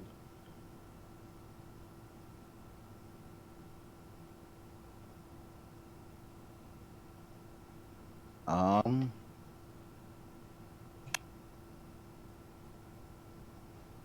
In a very unseer-like move, she's gonna see if she can get some alcohol off of Gamesh so she can drink herself to sleep. now you know I got you. You know I got you. Had a lot of sleep-related trauma recently. Yeah, she needs to just pass out. She doesn't really want to sleep. She wants to Yeah. She needs a Xanax. She needs needs a like 40 of them. Medieval Xanax. medieval Xanax. Seer has existed in a constant state of fight or flight for like the past 5.5 years or something.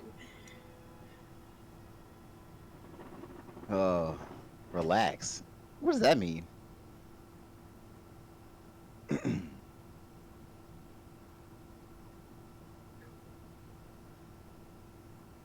Okay.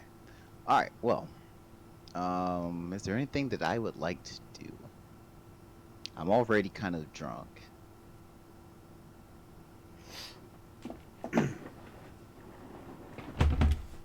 Uh, I already started on the wall for the day.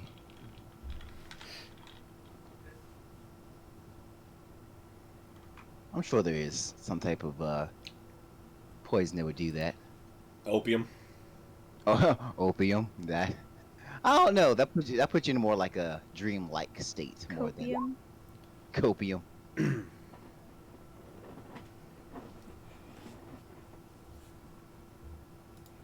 What about the pixies? Do they have pixie dust?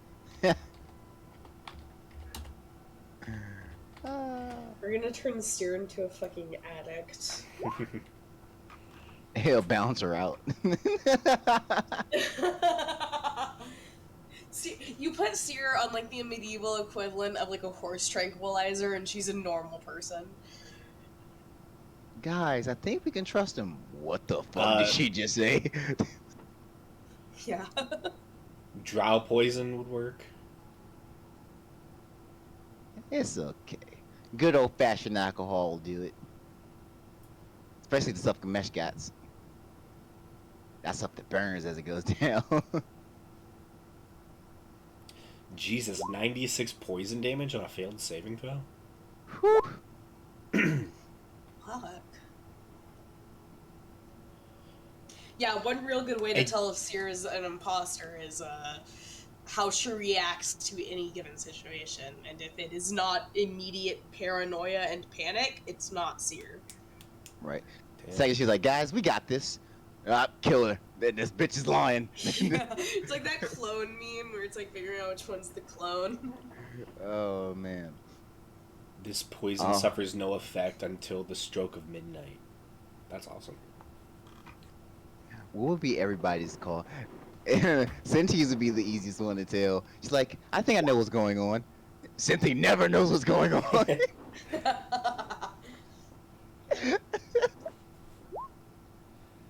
So, yeah.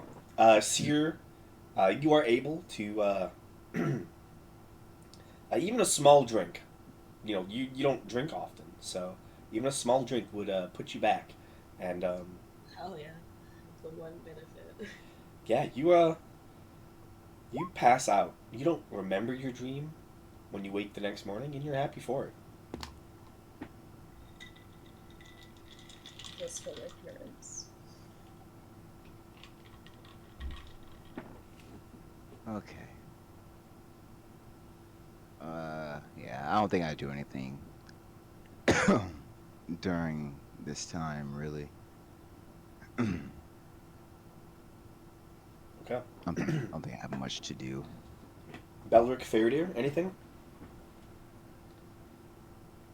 Or just vibing? I don't think I have anything that I need to do. Yeah, I think Bella just kind of just play some music before heading to bed. Okay. Just make a performance check.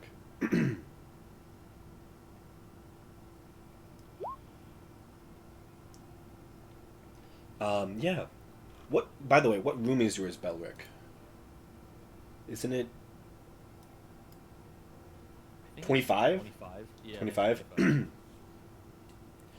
25. So, over the course of the night, assuming Senti doesn't have anything either.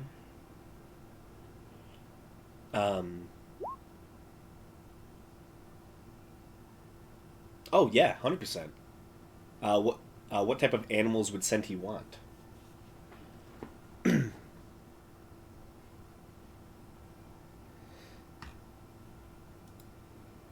Here, let me do this.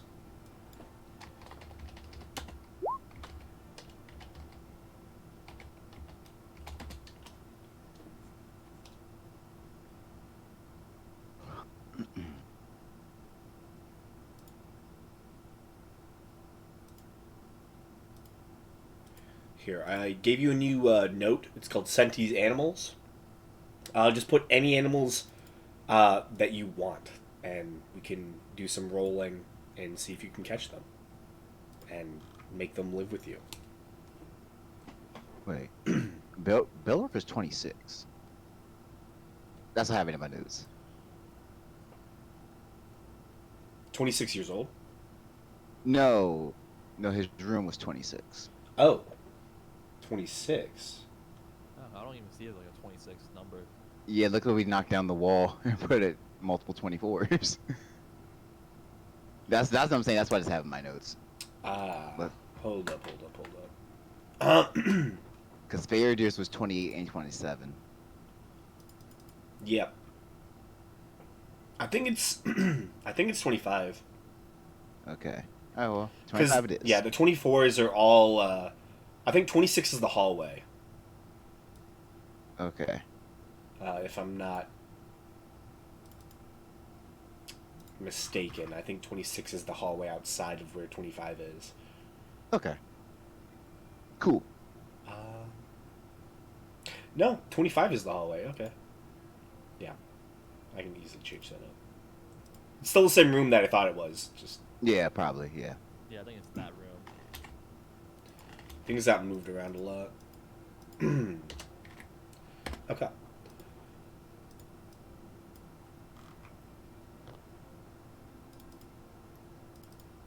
So, as Senti goes and finds animals to live in their room, Belric, as the end of the night comes, you start playing on the night song. And you play a very nice melody, and you get sucked into the song. And as you play, the strings reverberate, the strings of Melil. And while you know that they're not there physically, you can feel the presence of your deity, listening, swaying with the music, and enjoying it. You can just feel it through your body as you know the music is radiating with your deity, as it is a great song. And by the time that you finish it, you open your eyes, having been sucked so deep into the song and that feeling that you get when you play, that you didn't even notice that all the mushroom men and all the fairies had gathered around your windows and your front door, as they have a straight access from this one room over here, where they can just go into that hallway, and they all just watched and listened and swayed and danced quietly and silently. And, the house seems very moved by your song.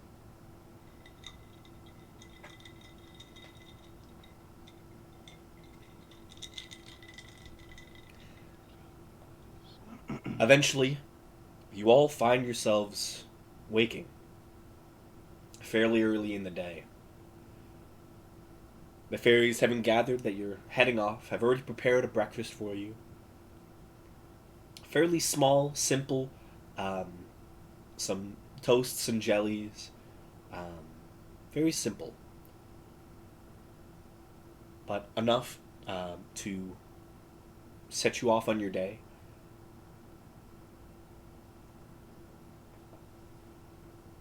So, how are you getting back to the city of Kalos? I guess teleportation circle would be the simplest method. Okay. So, Seer, you're casting teleportation circle. I can, yeah.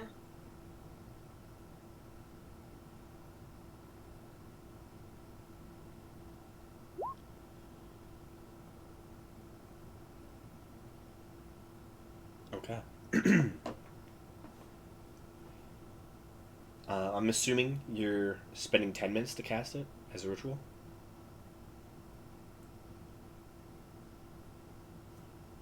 No, it's a 10-minute cast in general. Sorry, no, it's a 1-minute cast in general, but it is not a ritual. Sorry. Okay. I was Oh. curious about that. Yeah, I knew it was a 1-minute cast typically. I just assumed that it was ritual. Wait, teleportation circle is 1-minute cast? Yeah. Yeah. Oh. I thought it was 10 minutes for some reason. It's not a ritual spell. I've been taking spell slots for it. I just thought it was 10 minutes to cast. Okay. You're good. Just wanted to confirm. So, you spend the next minute after breakfast gathering everyone on the very outside of that secret room behind the painting. And soon you see the glowing arcane circle lights up, and you all rush through. You feel the propelling of yourselves through space and find yourselves being shunted out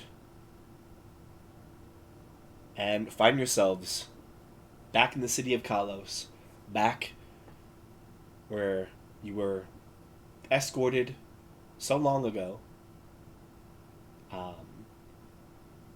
by a wizard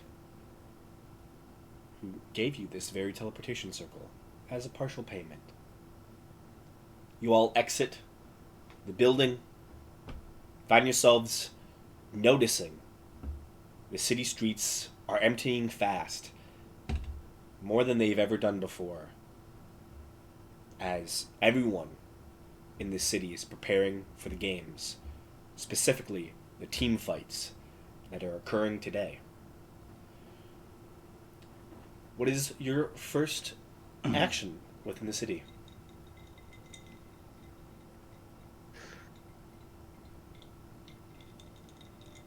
Uh,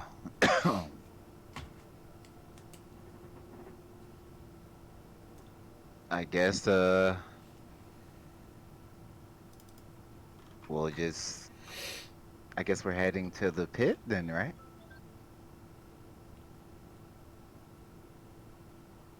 If we're just gonna kind of act casual for the time being, then I think just going to the pit, that's where the competitions are gonna be held.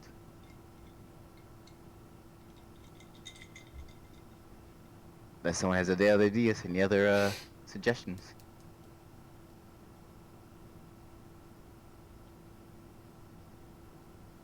I'll take that silence as a no. So, you all begin following the crowds towards the Bloodford Arena, the Giant's Pit. The massive Colosseum dominates the skyline as you approach. You pass by a lot of the attractions you saw many days before. You can see some plays are currently happening, but not as much as in the past days. This day is all about the arena, and everyone is making their way towards it. Those who aren't are watching individuals like Vitalius, who you can see up on stage with a large array of individuals listening to the words he has to say about the dangers that the continent of Southern has been facing from otherworldly entities and how they can protect themselves. You split away from the crowds as you make your way towards a side entrance where you can see other contestants currently lining up for the arena fights. You see one or two enter as you approach. You can see Hrothgar Stormbane, the individual who signed you up for this. One of the family members of the supreme military commander here in the city. As he sees you all approach, nods his head, you see checks off a mark on his list. Avant-garde, welcome. Please, step inside. The other teams are either here or currently on their way. Which Stormbane was this? This is Hrothgar. He is... He's the council member. Yes, I think he is. Yeah. I have to find his name. Yeah, he is the council member one. Okay. Only one of the... yeah, he's kind of like the middle brother. All right. All right. Cool. You all descend down some... like a clear ramp. The large arches stretching above you.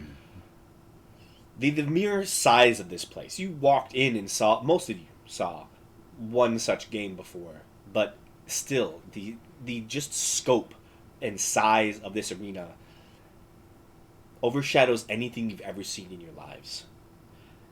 You get down into where you can see the other teams have gathered. And it is a massive, kind of like half-sunken pit. You can see there are steps leading up to what look like iron bars that currently are at basically almost like level with the very coarse red dirt of the pit itself. You can see a couple individuals are currently looking out and sizing up the crowds of the day's events. And even with, a decently high passive reception, you can kind of get a glimpse out of those kind of cage bars. And there's over 1 million people. Massive personal boxes for each lord and lady of the city. And the very stomping that you hear above you as the crowd readies itself. You hear many people giving strange chants, shouting out names of famed legendary people, gladiators and the like, as they yell out their favorite names. And people do strange, almost like songs, like chanting songs. And when they stomp on the ground, you can hear it. There are millions of people above you. As you walk in, you go off to a side section as the last of the teams steps in. You can see Hrothgar Stormbane kind of walks into the center of the room. Everyone, listen up. We had some last minute additions. This year's event has 8 teams. We'll be drawing straws to see who goes up against who. 2 straws are the exact same size. The rest are not.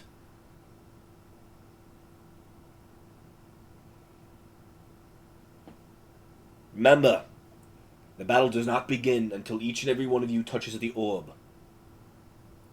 Once done so, you are protected from death in the battle. To an extent. Don't push it.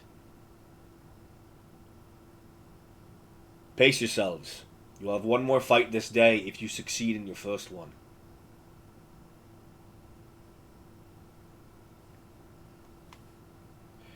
The orb only will bring you back to life. It will not restore you fully. So be wary.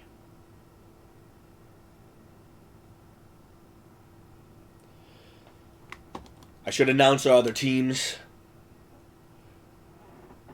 Who wants to be first? You see a strange array of individuals kind of step forward. You can see the other 7 teams have all gathered.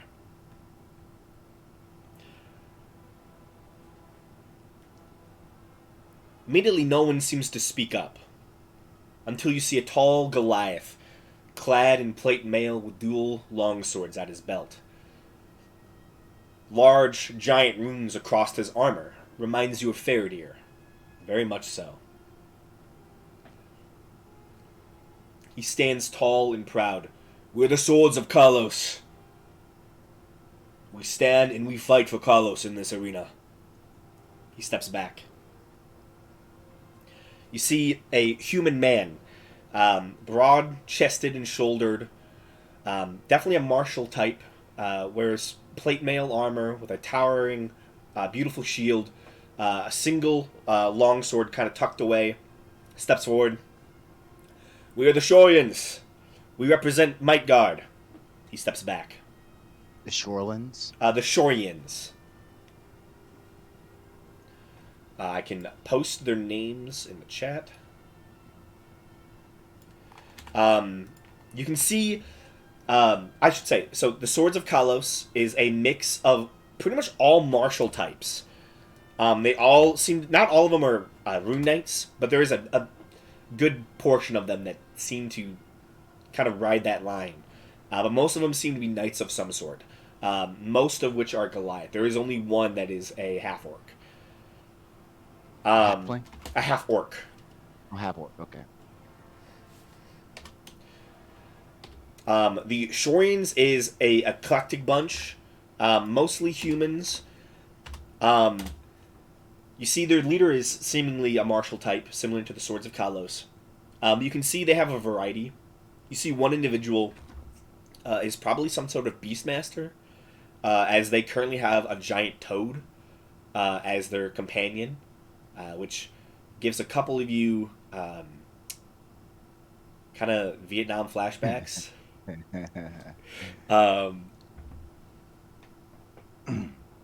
You can see a caster in their ranks, probably some sort of sorcerer or something, and you can see a couple other like kind of slightly martial fighters, maybe a paladin and a monk within their troop.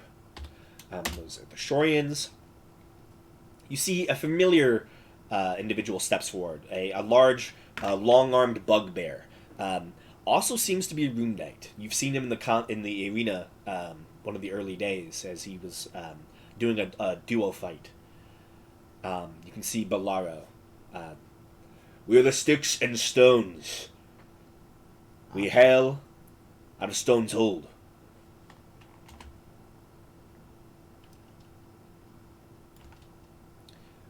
Yeah, you can see the other members of his team, which you've thus pretty much already seen before. Yeah. Do you guys want to interject at all? Or are you waiting to the end? If there's ever a pause, if there's a pause where people are hesitant to go up, There's a slight pause after the sticks and stones. then during that time I'll step forward. Okay. We're the Armagh Guard from the continent of Decabal.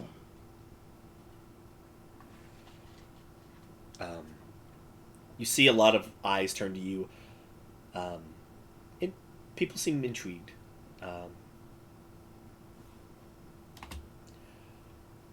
The next team that announces themselves is one that is heavily sizing you all up.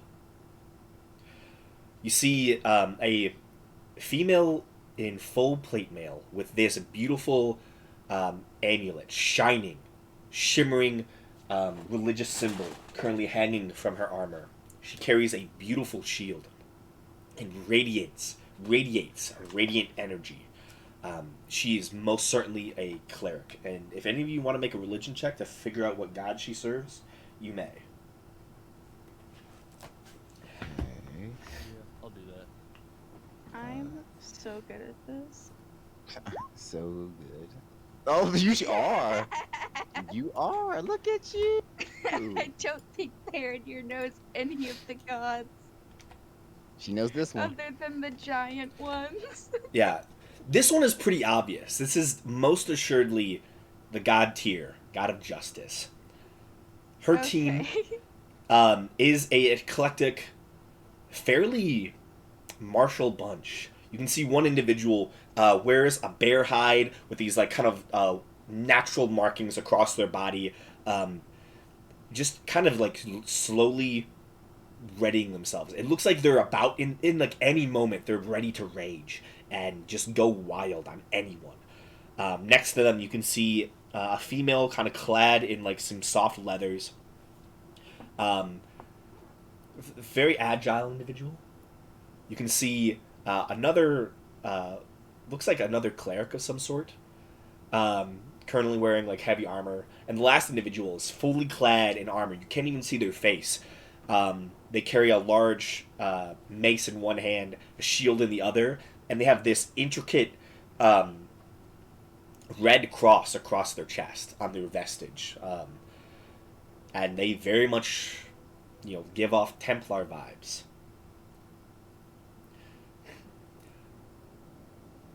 Okay. My name. Uh, Sorry. Oh no. Oh no, sorry, I was talking to myself. My name is Adana Yseldor. We are the Shattered Dawn from the Empire of Glass in Karrak.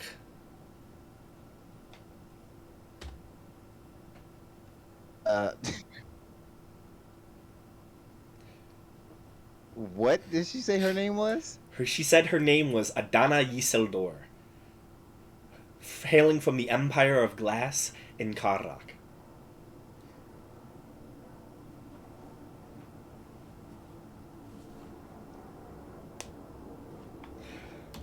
The next group to stand forward is an eclectic bunch, way more strange than some of the others.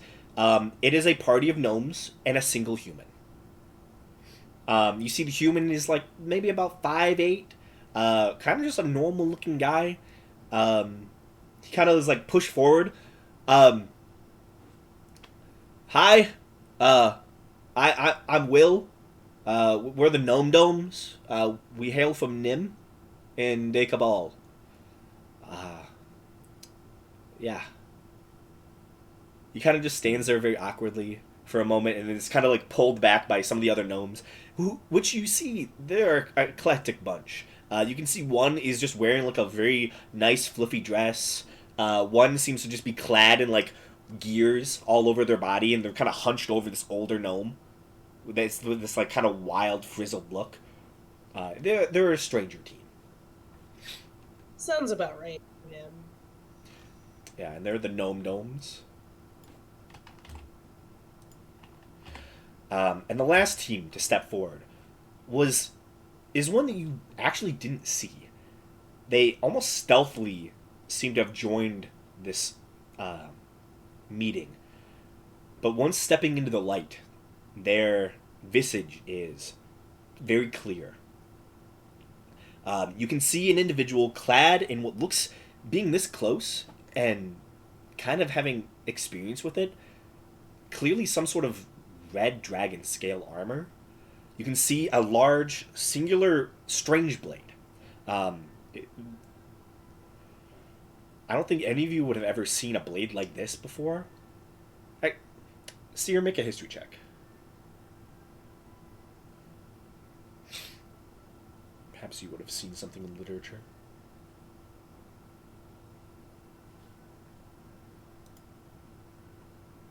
Seer? I'm sorry, yes? Can you make a history check?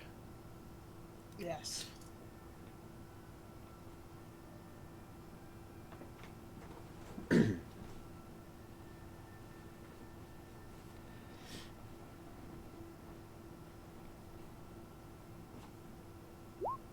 Nat 20. Nice. You've getting a lot of those today. you've read up a lot. This is a blade that is not commonly found in this continent. Even in your own home continent, it is very rare. This is a katana, and these individuals, they're humans. Well, most are human. There is one half of, but their traits are definitely more Asian in appearance.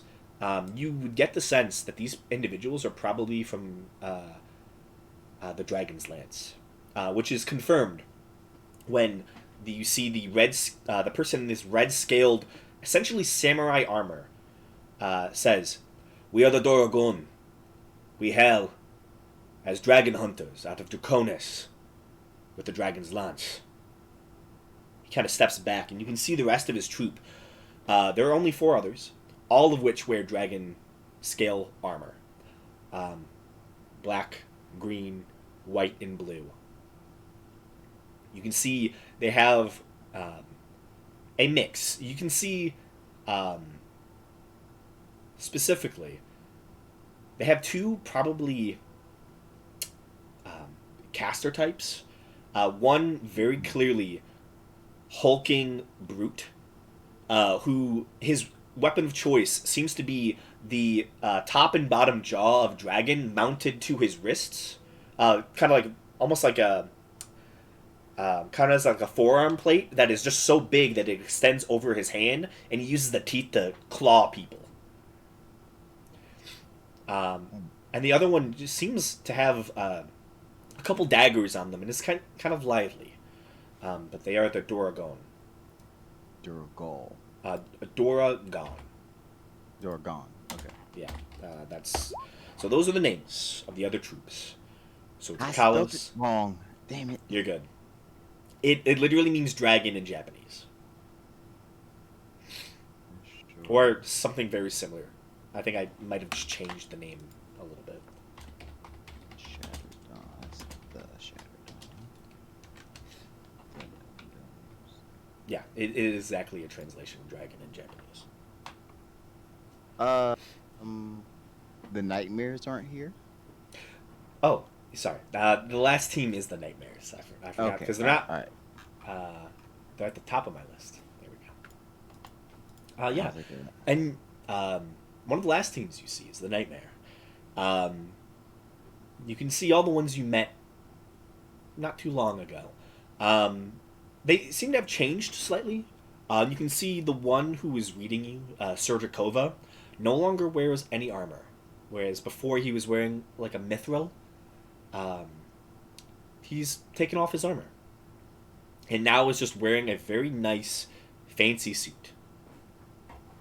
Interesting. Interesting indeed. Yeah. But all 6 of them are there. All the other teams have 5 members aside from you 2.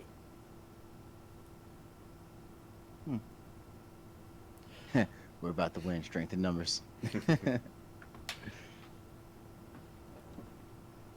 You see, Rethgar says, "Thank you all. So, before the games kick off, let's figure out who's going first. Who wants to draw sticks first?" I'll step up. Okay. Roll a d4.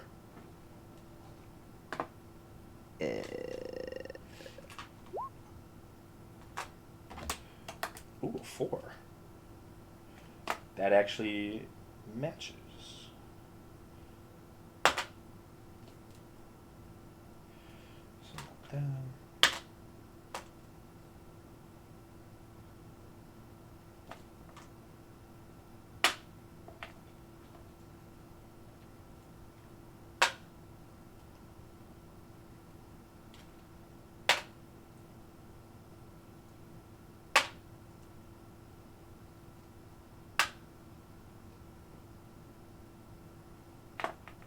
Okay. You pull a very long stick out. Next up goes the Nightmare. They pull kind of like a much shorter, medium-sized stick. After them, Kalos pulls a similar-sized one.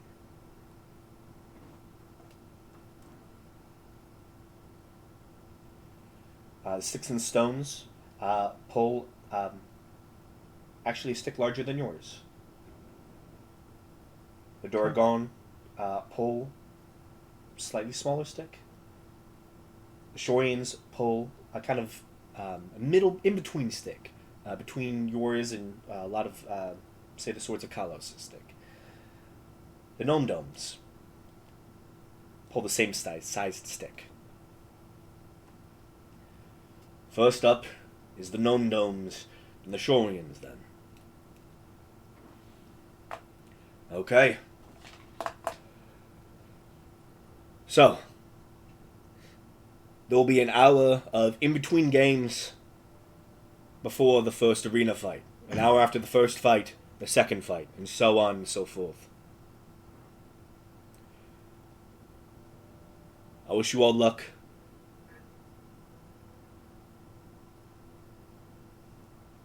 And, enjoy the show. Rathgar steps back as you hear an announcer. Hello, hello! Welcome to this year's annual Ordning Festival Friday Games. You see the crowd roars. I know why all of you are here today. Not to see great gladiators or fantastic beasts fight once again.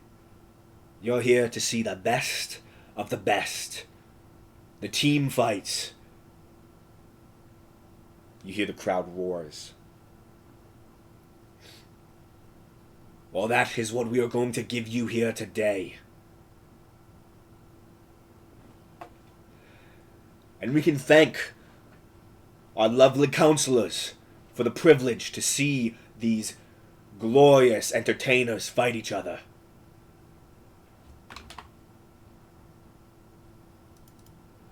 Let's give it up for them. The crowd roars. He begins to go through and name all the main houses of Kalos. The main counselors. Starting from the lowest house, of House Hillborn. That gets minor applause. The House Stonejaw. That gets a mix of applause and boos. The House Molten Core. That gets rounding applause. To the Ice Blades, who get fairly decent applause. To Rowander and Caper, Cloud Crown, who get a mixed reception.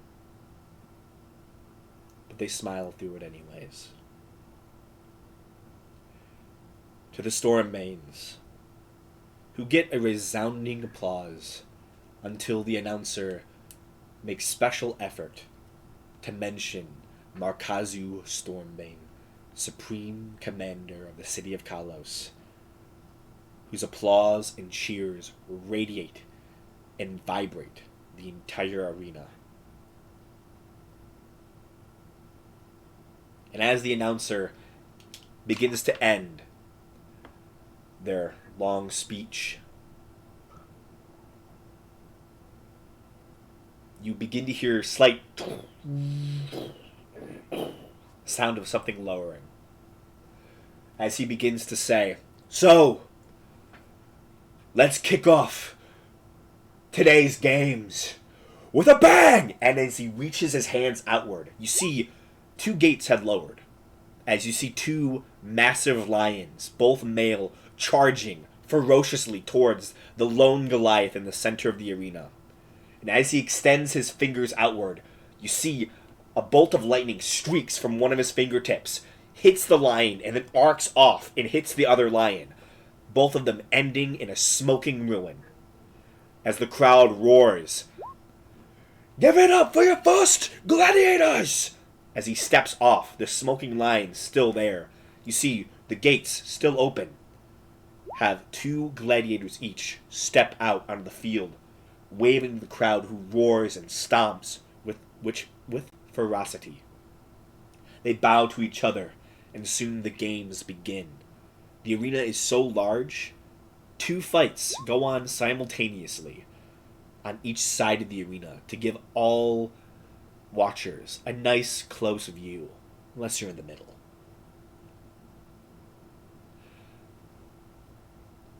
Eventually an hour goes by, and the two teams, the Gnome Domes and the Shorians, step into the arena themselves, their names blasted via strange magics throughout the arena. Over the course of the hour, is there anyone you wish to talk to? Over the course of you all waiting. this period. You do see the Nightmare does go and talk to the Shattered Dawn. Actually, no, sorry. They go and talk to the Sticks and Stones. Sorry.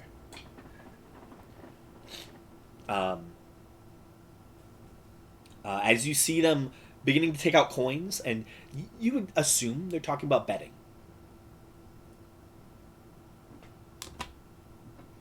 Okay. Makes sense. Yeah. I want to talk to the Doragon.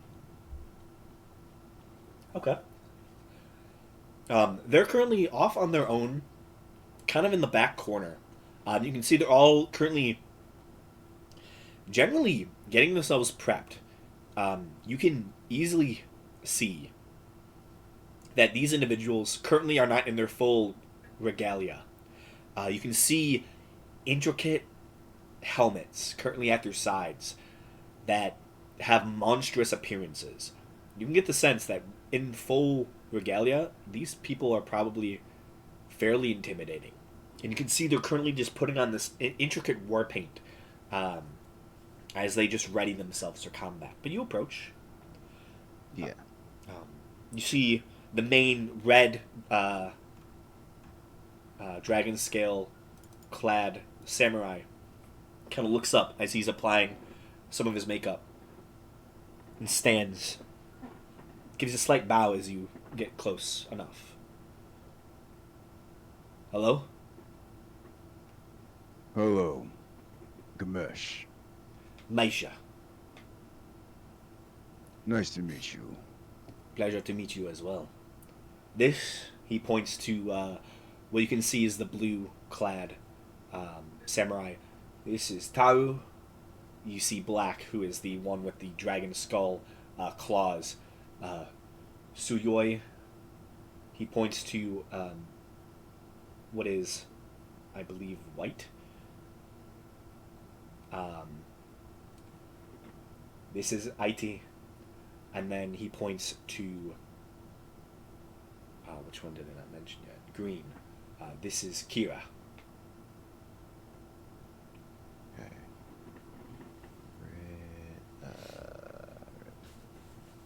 Yeah, I can. so basically, they got one for all the chromatic colors. Yes, Okay. they are dragon hunters professionally. Okay. So you're dragon hunters. Aye, that is what we are. What you count? You see a slight smile crosses his face as he looks towards his fellow hunters. We all have different numbers. Oh. 8 for me. Okay. Impressive. None were easy. They never are. I'm at 3. Impressive. It's always good to meet other dragon hunters. And he does another bow. I give him a head nod. You also help from Draconis. Yes. The Dragon's Lands, specifically. Okay. Let me see. Come on, notes. All right. Then I guess Ooh, I can probably do this. Hold up, this might help you as well. Give you a map. yes. Yeah. So the Dragon's Lance is a area of free cities over in this section. Draconis is the whole continent, and typically it's seen as more the northern bit. The south bit of Draconis is rocky volcanic islands. Okay. And it is really the only good spot to live, as to the far north, dragons hold dominion. Okay.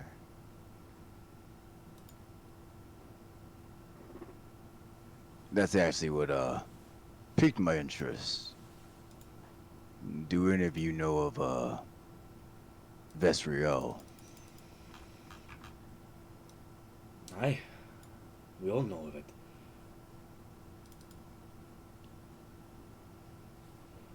Taru, he points to Blue, who you can see is that thinner one, more lithe, currently just wields what looks to be a dagger on one side. Taru is from there, initially. He kind of like perks his head up and stands and gives you a nice bow. All right, I give him a head nod as well. Tyru. Oh, I forgot to press. Okay. Oh. Yeah, Maisha, Got Taru, Suyoi, Aiti, and Kira. Okay. All right. Well, then You I don't have can. to write them down if you don't want to. There's a lot of Oh, names. I'm going to for my own personal reasons. But okay. It's a lot of names, I know. Yeah, a lot of names. All right. Let me get back to my character sheet whenever this wants to load. Okay, there we go. There we go. Okay. And I guess you're to be the best person to ask. Do you know of a group of druids that would be living there? I They would probably focus on water. um, I've met with the people of Vesriel a few times.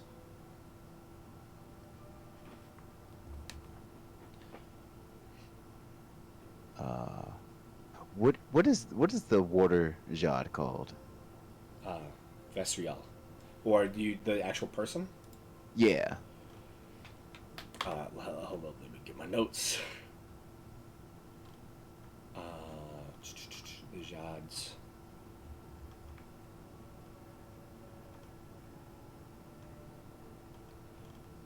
Oh, I know it's somewhere. Where is it?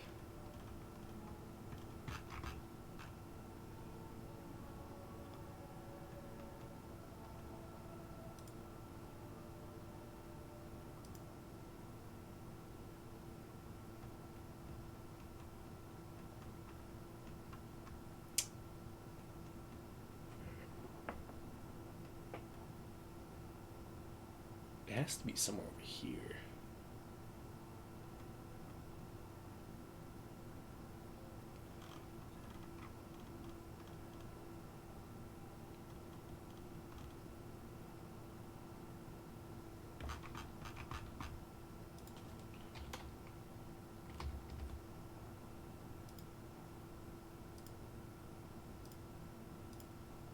Oh, here we go.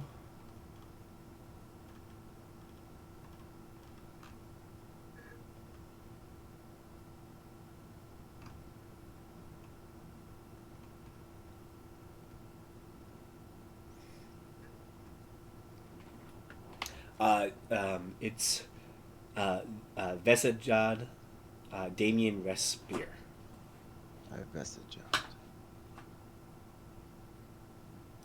Damien Vesper. Damien Vesper.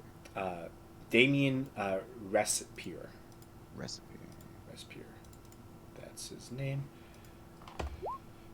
And yeah, any time you need to know what the Ajads are called, it's literally just like the first few letters of the place, and then Ijad. So Ijad. Ves, Ijad, Kri Ijad, Okay. Tive Ijad. This is the only kind of weird one. Okay. Cool. All right. Do you know Damien Respire? Or have you met him? You see, he kind of turns to Taru, who takes a step forward. I grew up alongside him. Still alive, I'm assuming. Last I saw him, I think he was exploring the Western Reef when I last saw him. All right. I need to make a trip there myself. Something I need to discuss with him. Just want He's to know it's going in the right direction. he's a very agreeable man. A good guy.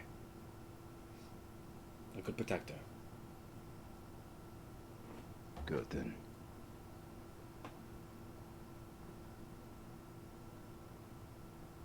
Well, I see you're all getting ready. I guess I won't take up any more of your time. It was a pleasure talking to another dragon hunter. Maybe Cool. after this event we can discuss in full our greatest kills. Or maybe we'll have to discuss them on the field. Perhaps. I give him another head nod. He bows to you. Yeah. They turn I away. return back to my group. Okay. Over the course of that conversation, I'm going to say Belric and Faradir, and probably Seer as well. Most of you probably, actually. Notice that the other party that had the nightmare that had gone to the Sticks and Stones to bet with them, they got more interest in it than they expected, as both the Shattered Dawn and the Swords of Kalos joined in on the betting. And there was a decently long conversation between the whole group. And eventually they do kind of move away. But you do note that Sergikova and their Warforged both make their way over to talk to the leader of the Shattered Dawn, this Adana Yisildor. The conversation doesn't last too long, but I'm going to say with Belric and Faradir specifically, the two of you note that it is not a good conversation. There is hostility, and they eventually you see they they have to pull King Prize, the Warforged, away. Oh my. Juicy. But you can see a slight smirk on her face as she's just watching them go. And then she locks eyes with you, Belric, and gives you a nod.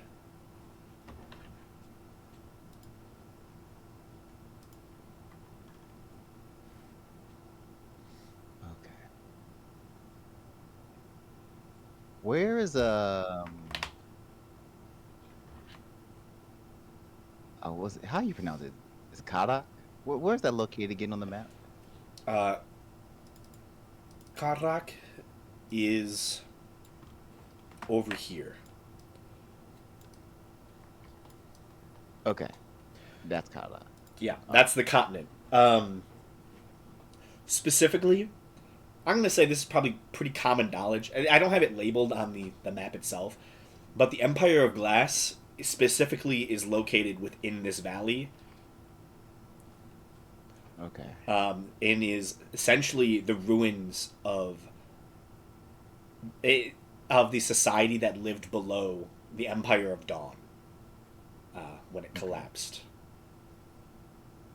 So it's remnant farmers and minor lords who banded together after the collapse. They call it the Empire of Glass for a reason, as it was once great and now it's very fragile. Sense. So anyone else want to go talk to people? I want to say something to Seer. Seer's right there.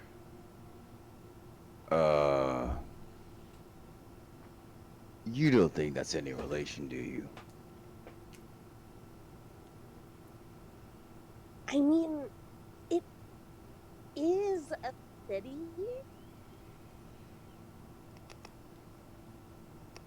but I can't say for sure, no. Okay. That's just the last thing we need here. Oh, yeah, you're telling me. Alright. Just thought I asked your intuition. It's pretty on point. I don't think there's a relation, but can't hurt to be suspicious. Alright. I guess we'll just have to see how this plays out then. I mean, we could always talk to them, but they're also like the Empire of Glass doesn't like magic, does it? Nope. Oh, then we are not the people to talk to. Or they don't like arcane magic. They don't like arcane magic. Yeah, they don't like me. You, they don't like me either. Okay, you at least have some kind of Earth shit going on with you. It's still arcane. I'm still a sorcerer. Yeah. You two probably don't notice this, but Faradir and Belric, as this conversation is happening between the two of them, she is staring daggers at Seer and Ganesh. Okay, bitch. Okay, bitch. As it It's is, really difficult because is she staring daggers at us because we are arcane magic casters, or is she staring daggers at us because she is related to she has some relation to Isildur? That's the question. you'd have to go and ask. Well, I don't think it's a good idea for us to go. You know what I'm saying? Then go get someone to ask them. Well, we don't know that they're staring, so. Yeah. Yeah. So, Belric, Faradir, you'll tell us. Yeah, I'll probably mention that. Yeah, she's staring at you guys. Yeah. Why?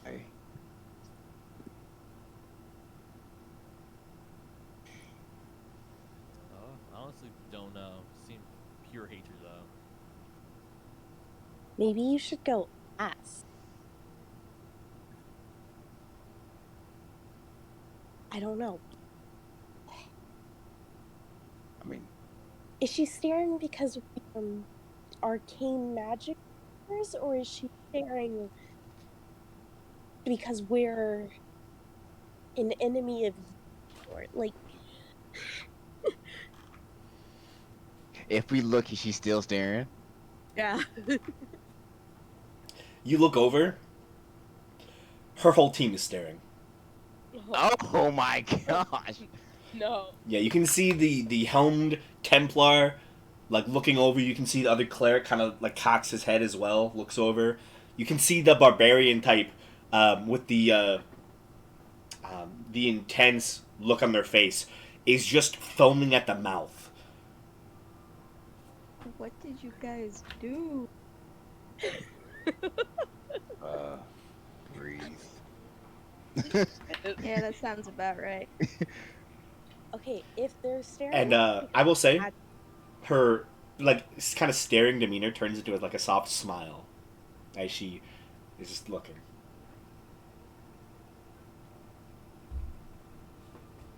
Okay, I don't know what to do about this. Normally, but I don't think that would be appreciated here. I just kind of give like a little smirk of a smile back. Fire for fire. Should one of us go over and talk to them?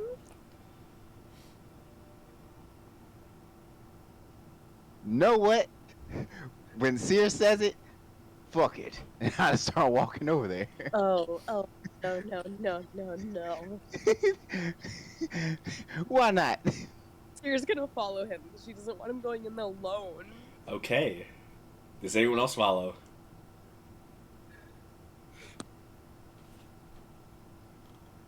You know what? I'll tag along. Okay. Oh, look about to be for a gang battle. Let's go. I'll go. Why not? Hey, the I- whole team goes, pretty much. Seer's very nervous following after him. Okay. As you begin approaching, Gamesh and Seer first. You can immediately see that smile is still there as she kind of reaches down, kind of looks away for a moment as she like takes a sip out of the canteen, sets it back down, and as she goes to standing up before her is the fully helmed Templar individual. As they stand up just before, which this is them.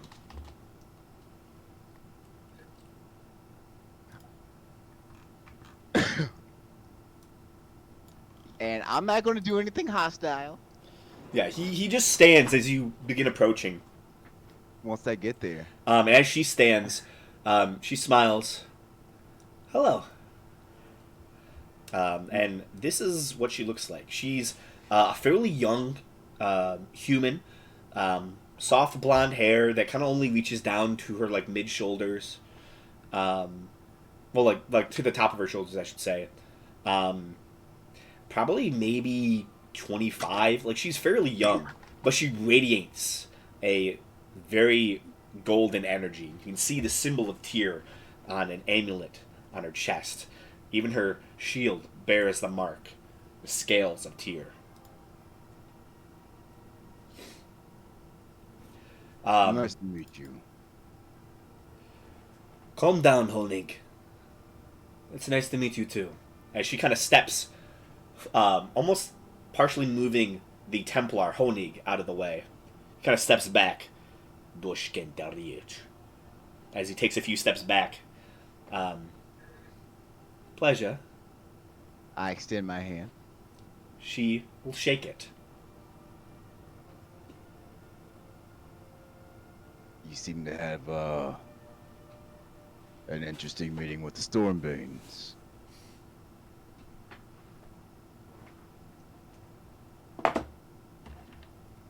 Stormbanes? That was the one that approached. You said they seemed to have like a.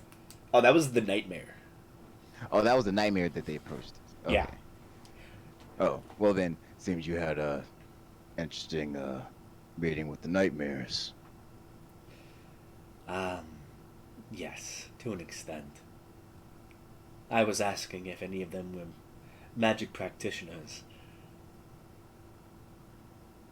It was less obvious than you two. And she looks towards Seer as the rest of your group kind of files in. Can I just be like petting Poppet as I am wont to do? Mm-hmm. As the rest of your group approaches, she kind of looks towards Belric, nods her head. I see you follow Melil, a wonderful god. It's good to see. She gives like a soft smile. I'll just nod back.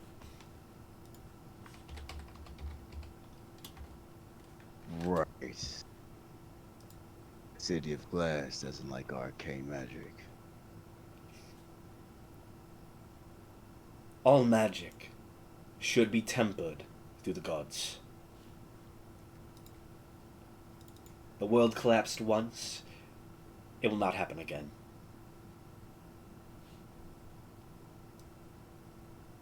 Understandable, I guess. She like softly smiles at that. Well, hopefully that doesn't create any animosity.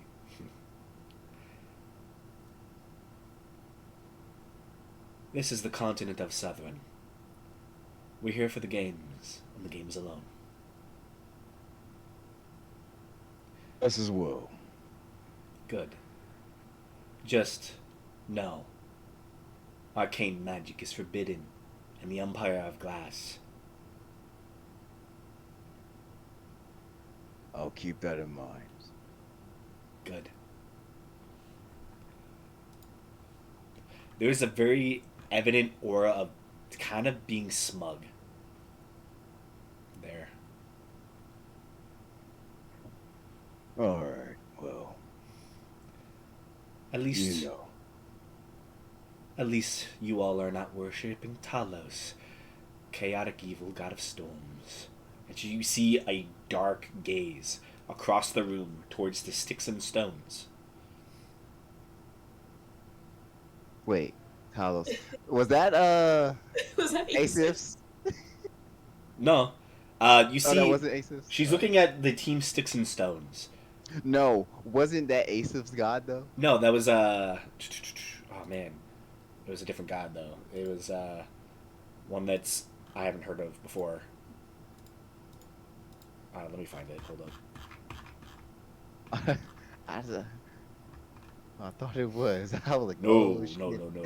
She specifically used one that actually was not evil, which kind of surprised me initially. Not gonna lie. Was, did I write it down in my notes? It didn't Maybe. start with a V. Valkur. Okay. That's it. Okay. Captain of the Waves. All right. Cool. Yeah, I he was chaotic good, so he's on the good aligned spectrum. Yeah, you know. I'm not surprised they hate me. Not only am I a wizard, I also don't worship any of the gods. So, you all hail from Dekabal then? Yeah. Where I'm from specifically? Bastion. Bastion. The city of the Orc folk. Yep. Interesting. How about you? Looks directly at Seer. Sorry, my microphone. I come from, I originate from Varsilies, but I'm currently staying in Renkent, or just outside of Renkent. Farsalies, you sure? I hope so. Yeah. I would have expected National Assembly. A Paralite.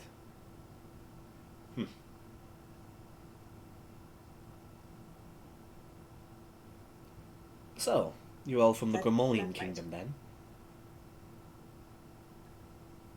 In or around, at least. Yeah. Or, yeah. The Grimolian Kingdom was once a very staunch worshipper of Lathander, god of light. They still are, aren't they? That's not a question. For the That's most not part, good. yes. Yeah.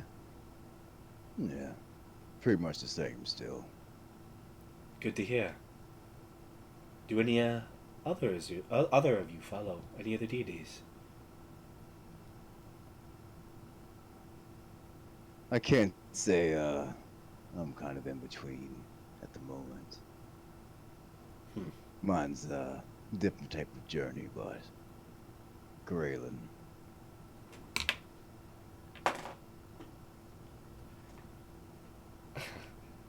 Graylin. Yeah.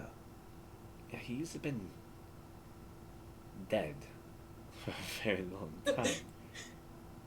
I'm surprised Like they I had That's that what in. you think. Mine's is a very different type of journey. Well, he had a large following at the King's Mountain and in the forests. Who am I to judge? At least you follow our god. To some extent. To some extent.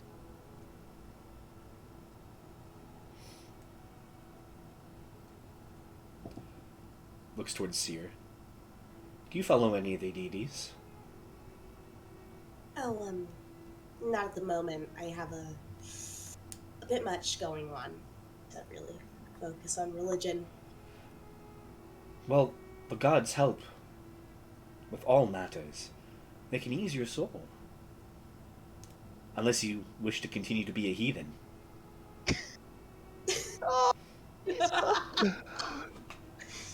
You know, I will certainly keep that in mind.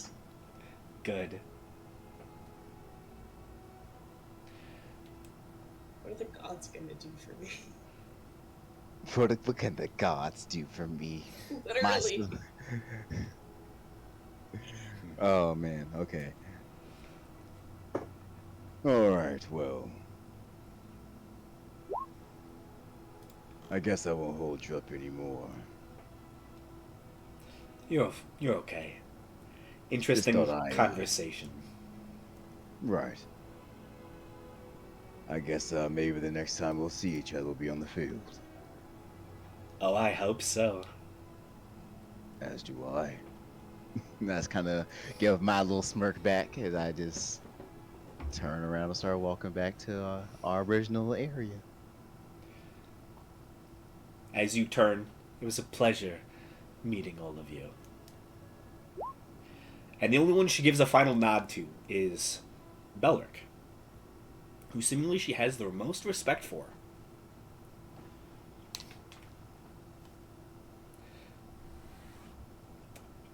Definitely religious extremism. Yeah. But I doubt she's into whatever Usudor's doing. You didn't even ask. No. No, but with what she said, it's easy enough to. Yeah, but garner now information. you'll never know if she's truly Isildur. Oh or not. yeah, like we'll never truly know, but But then also, like, our Isildur is a huge wizard. yeah, Guy. if she's gonna give stank looks to us, Who... Yeah. And he kind of has, like, I'm guessing here, I cannot be sure, but our Isildur has, like, a god complex yeah, going I'm about to on. say he's a full-blown god complex. So So I doubt he's I mean- super religious. I mean, not she only has- does he cast magic. He's trying to act like a god. Nah. Yeah, I mean, she Yeah. technically has, like, a god's complex. Yeah. Oh man. They just don't seem like the type of people to get along. Hmm. We could be wrong though, and if we are, then we know Yeah. that these You just- these You never asked. shattered glass people are huge fucking hypocrites.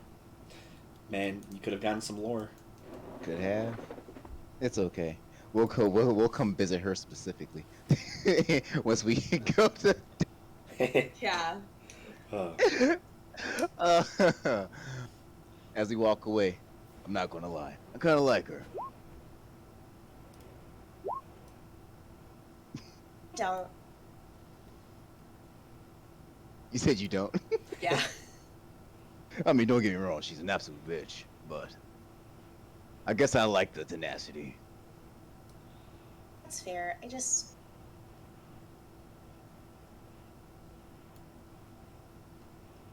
It makes me uncomfortable how close her name is. But then it's like their ideals are like so opposite. It seems. Yeah. Also, Isildur is a city. You know, it's a Uh, ruin. yeah, Well, yeah. yeah, I mentioned that earlier. And where is that? In the Kingdom of Glass. Yep, Okay. it's right Okay. there.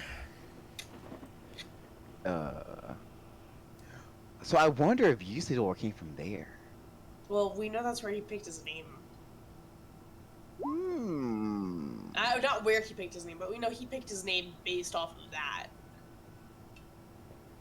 Oh, so what if he's like, this is the ultimate fuck you to the area. I just wanted to study magic, you fucking losers.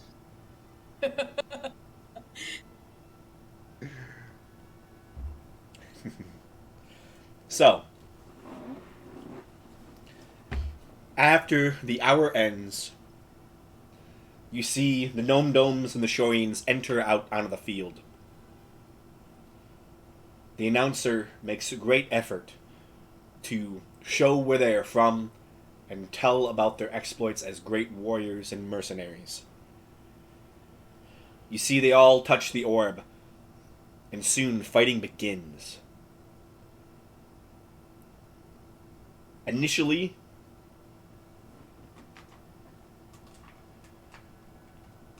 so, I need someone to roll me a d20, please.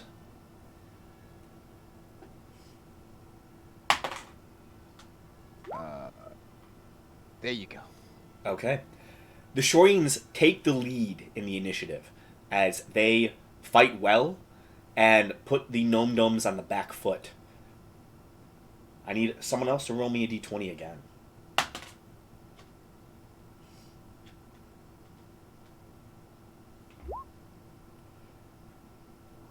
In as quickly as the fight started shaping towards the Shorians, the Gnome Domes bring out their trigger. And even the battlefield against the Beastmaster Ranger, as they pull out what seems to be small spider-like constructs that turn into mechanical clockwork, just destructive entities. And the fight quickly begins to shape and turn back towards the Gnome Domes. One more one more d20, please.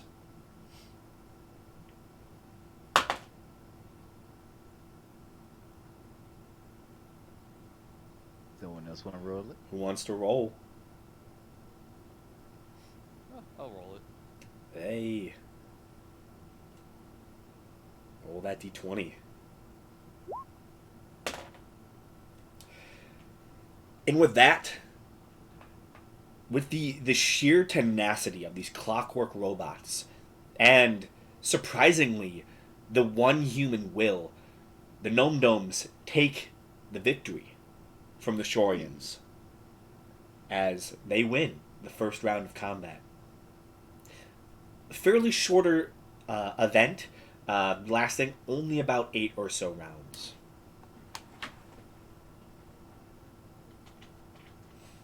How did the audience like the fight? They loved the clockwork entities. They seem to really enjoy the kind of like the up down nature, as well as the basically they're seeing it as like a mascot type thing. So they're just like cheering loudly. They're like, "Yeah, so cute!" As you see these little like clockwork demon like spider things. They're creepy as fuck looking. They're gonna fucking love Chad. They're going to love him. I cast enlarge on Chad. Just so if you want to see what they look like, they actually are not cute at all. They are actively just terrifying. Does that? They look like this. Oh, you got the things from the Sale Jam.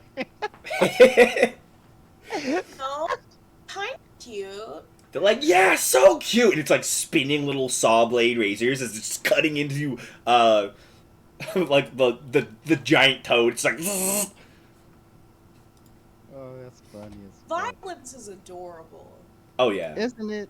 Yeah, the crowd loves it though. But it was a good fight, all in all, and the crowd seems heavily invested. And as the event keeps going, you see a new team of gladiators is brought out, and they begin to face down what looks to be some strange foreign animals. As you all walk back into the room, and you see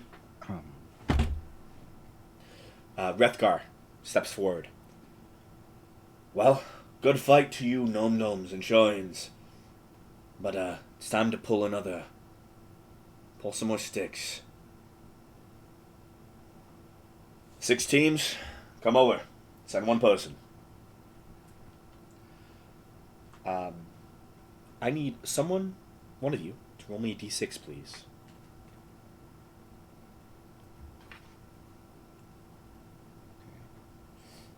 I guess I'll go pull the stick again. Okay. Another 4. So another 4.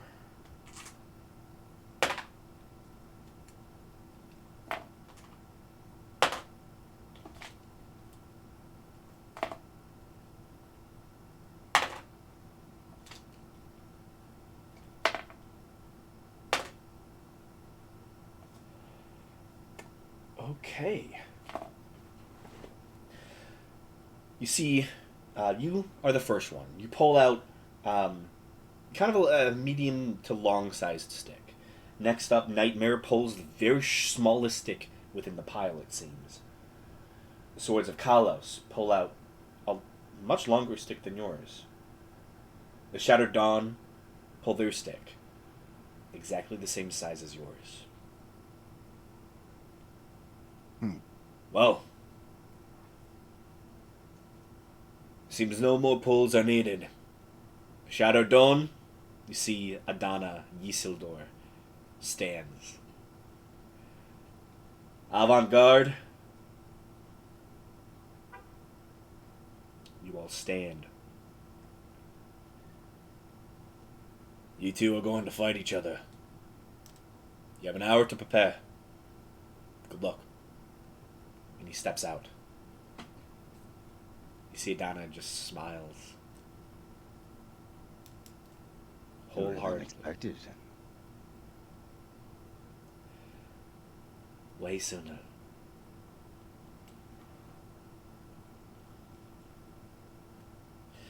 Is there anything quick you would like to do in this next hour?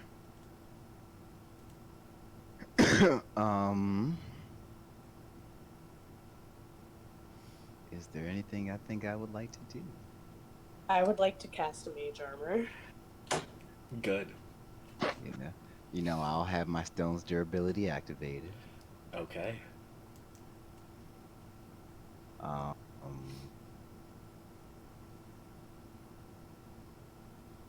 ooh, this is gonna be fun. I think that's all I really need to do. I don't think I need to cast any spells.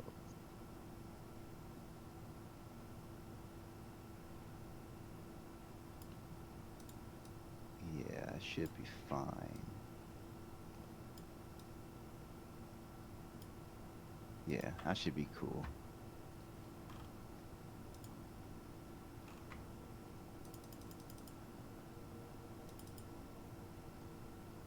All right, now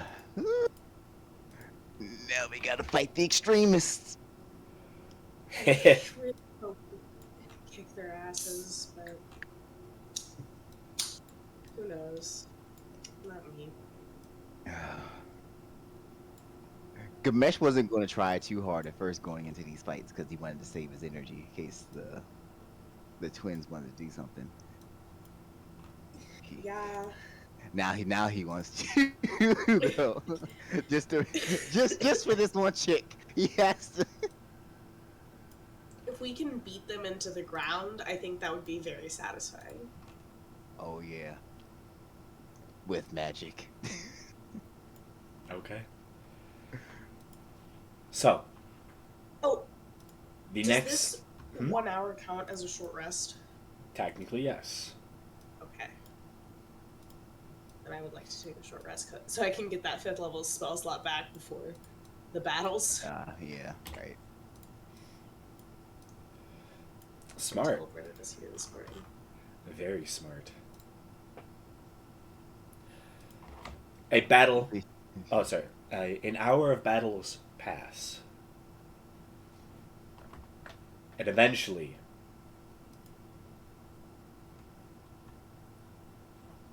you all find yourselves hearing the crowd chanting, ready and waiting for the next team battle. You see the announcer steps up into the center of the arena. Give one final hand to our favored gladiators. The crowd roars with delight. I shall not keep you long, as I'm sure you all wish to see the next fight. 2 legendary teams. are about to face off.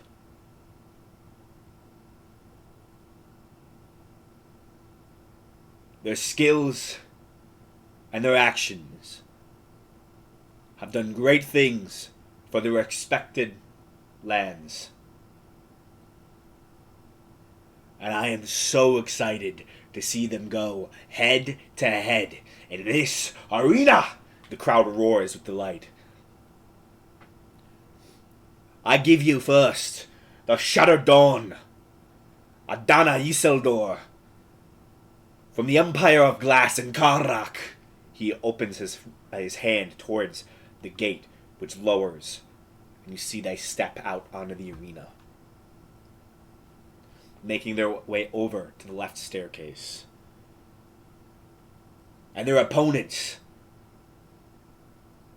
from the continent of Dekabal, within the Gramolian Kingdom, I give you the Avant-Garde, led by Seer. He opens his hand and you are I forgot I was their leader. Yes, you you are are. ushered, you are welcomed into the fighting arena.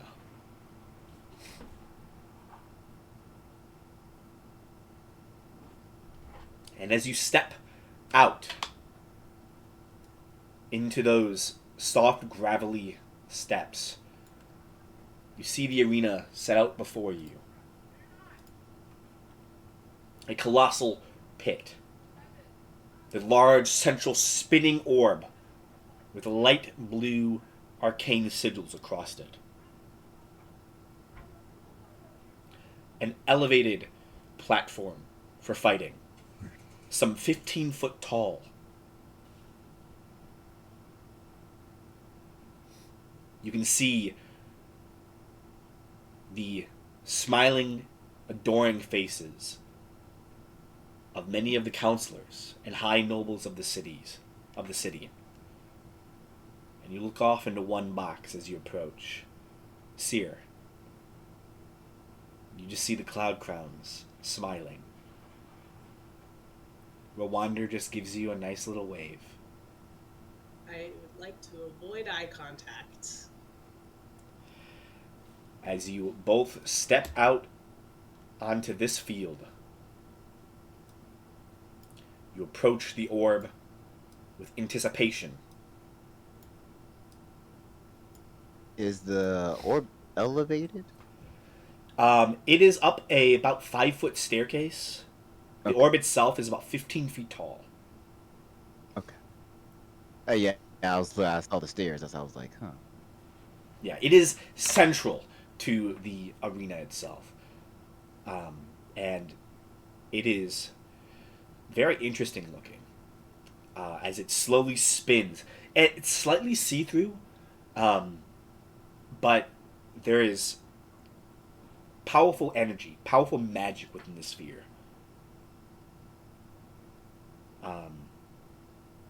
And as you all approach the orb, knowing that once every single one of you have touched it, the games will start and the battle will begin. You don't immediately see your opponents, not fully anyways, as they reside on the other end of the sphere for the most part. All you hear is the crowd roaring and stomping their feet, the minor earthquake that is this very arena around you. The mixed chants as you hear "Dawn, Dawn, Dawn, Dawn," or "Avant-Garde, Avant-Garde," being echoed and screamed across the arena. Some individuals very close to the arena's edges toss small flower bundles, roses and tulips, that those petals fill the edges of the arena. But you all focus, steel yourselves for the battle, as it is about to begin next session. Okay. Okay. This is gonna be fun. For sure. And I just love it's so funny after this, every time we have to make a decision, well, what do you think, leader? No. You love that. I love it now. We have a definitive leader of the group. Oh God.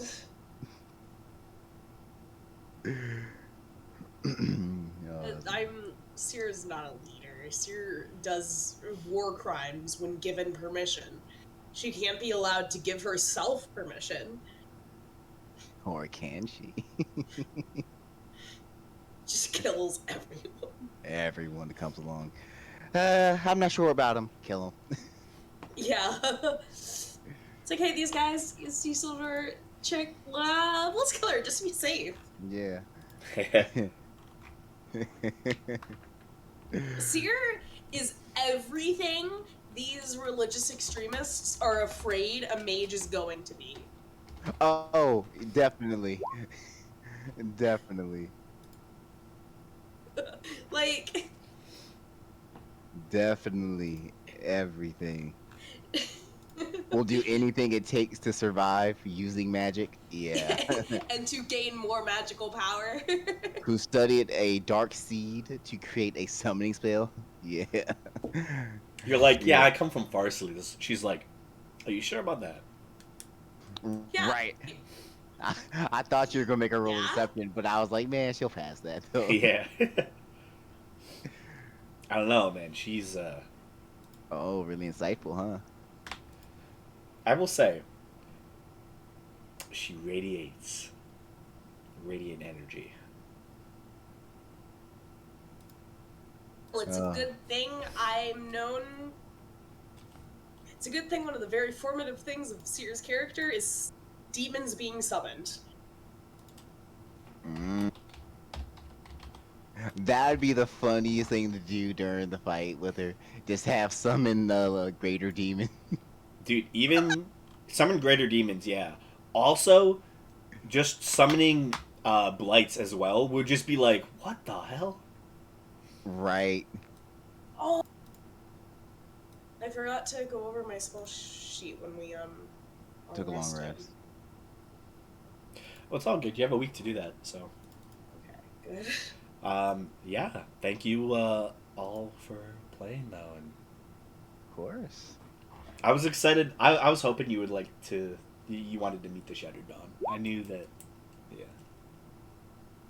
Oh, they try to do that. Oh, so you gonna stare me down? Okay. Okay. Let's see how this goes. Yeah. A bunch of I like her different- though. Like at the end of the day, I actually liked her. I was like, ah, she's a bitch, but at least she stands by what she means. I like that. Yeah. True. She's just a religious extremist. That's all she Yeah. is. Like. She said, you know, you don't always have to be a heathen. And I was like, oh, oh, the Yeah. fangs is out. Like the thing is, like, it's so clear that Seer specifically is a caster. Yeah. Oh yeah, she has the Like, book and yeah. everything. Yeah. She's very obvious, and you're also kind of obvious. Just because you, like, yeah, you're just. It's I carry hard. the crystal around. I know. I got Yeah. the I crystal. could mistake a mesh for a barbarian. Kind of. Potentially. But yeah, there's a It has potential hair there. armor. But he only has a hand. Well, no one can see that he has a hand axe. It looks like he has a rod on him. So like, it's kind of like, well, where's your weapon? I look completely unarmed. Yeah, truly. Faradir is very inconspicuous. Yeah, she likes Belric. Yeah, Oh, of course, she likes Belric. Melil. Come on, I know, yeah. neutral good deity, He- man. he is a obvious paladin. It's of course she likes him. Yeah, well, it's also like you don't like the one of the other. What was it? The Sticks and Stones. That one storm cleric you saw. He worships Talos, and she noticed in the other session on Saturday, and yeah, she was like, chaotic evil god of storms. How interesting. And she's just very smug and judgy. I wonder how. I like what Cincy said. I wonder how she'll react to her magic, necromancy, but nature. That is a very interesting line. Right. That It's not because, but in the D&D lore, druidic magic is not arcane. It's it is not. technically divine. It is technically divine magic, and that might show some some hypocrisy. Blurred lines. Yeah, blurred lines and hypocrisy. Like, Yeah. What did she seem inclined either way towards Faradir? you're clearly a Kind of uses magic a little bit. rune magic. Which is technically tempered by the gods. It's tempered by the giant gods. It's not. But you're it's- clearly it's a more not- it's not martial. full-on casting spells. Yeah, you're clearly a more martial type. Your effect is really limited. But you're clearly more martial. So she didn't fully pay attention to you. She was really taken off guard. There was like 3 that she was like really interested in. Well, now I gotta kick her ass. Also, There is- Faradir, There was if you something want to stand strange. next to me, I can enlarge you. Hell yeah. Let me giant might, and then you make me huge, and then I'll step on her. Oh man. And I want Hell to see yeah. her. I want to see her god save her from me stepping on her ass. She'd be like more. Oh, this is gonna be. Where are your gods insane. now? Where are your gods now? I mean, the crazy thing is, like, from their perspective, I understand the hatred Yeah. of arcane magic. You know, arcane magic has cities in the sky that fail. I understand. You know. Yeah, there's the lore reason behind that is totally justified. Oh yeah, completely justified. Yeah, it is funny though when they're like, "Gods will help with anything," and Sirius over here like, "Sure." I'm like, to be fair, I'm trying to save a god, and I'm using arcane magic. But I was like, I'll keep that to myself for now. Yeah. Yeah, I'll beat her ass first. she's like, then tell- "Graylin's dead." Yeah, So it shows what you know. exactly. How do you know? Did he tell you that? Graylin's hold 'Cause he was told us he was alive. yeah. Did he Graylin's come hold to was you much in the dream stronger and in say, Nakabal. "Hey, I'm So dead." Oh man. yeah. Oh no, I'm definitely gonna talk to her again after this is over. But That Well, imagine having any opinions about gods. Can't relate. any, yeah. yeah. If Faradir acknowledges that they exist, that's about it. The fact that I'm currently doing a southern campaign makes me really want to like my next campaign in this world is probably gonna be on Karrak, and that is just gonna be very interesting because there's like. I mean, there's like 3 different regions you could be placed in, and 2 of them are horrible. Mm. Where's the city of Cree? That's not within the. Kree's in southern. I mean, Yeah, no, no, sorry, not southern. It's in Karrak. Yeah, it's in Karlak, but it's not in the city of Glass, though, right? It's not in that like region. No, it's Yeah. beyond. Here, let me. I think when I moved the map, Yeah. it got hidden. Yeah, I know, cause like it has like that entire like section is circular by mountains. Yeah, it's just beyond the Thordak Mountains. Okay. There's a lot of All right. history with that continent. That There's a lot of history in your lore in general, Graham. Let's just be no. That's not just Yeah. specify this. I feel like I'm certain. I'm definitely a huge like world builder. I just like You have all are, these. I have all man. these places that I just know exactly what's going on. I'm like, yeah, this happened and then this happened. That happened and this happened. It's like, man, It's very impressive. right? The fact that you have it all, and I like actually how you have each thing interacting with different elements of other regions, even though they're not directly connected. That's the good stuff. Oh yeah, it's a whole world with a lot of history. I think if I ever did an exploration of that continent fully, it would just be very. I would love to see in the future, not now, Yeah. of course. You know this. I time, definitely but I definitely have to start it in like Reach. Oh no, I mean I would love to see like a campaign, but for Yeah. yours, Oh, just a full on. Just I would love that. Would be I, I so much I would fun. love to see that one day. One day I'll probably do it.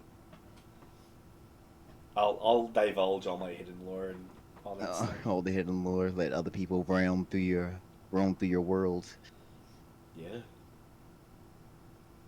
There's a lot of Um, open space too for like people to just place stuff. right.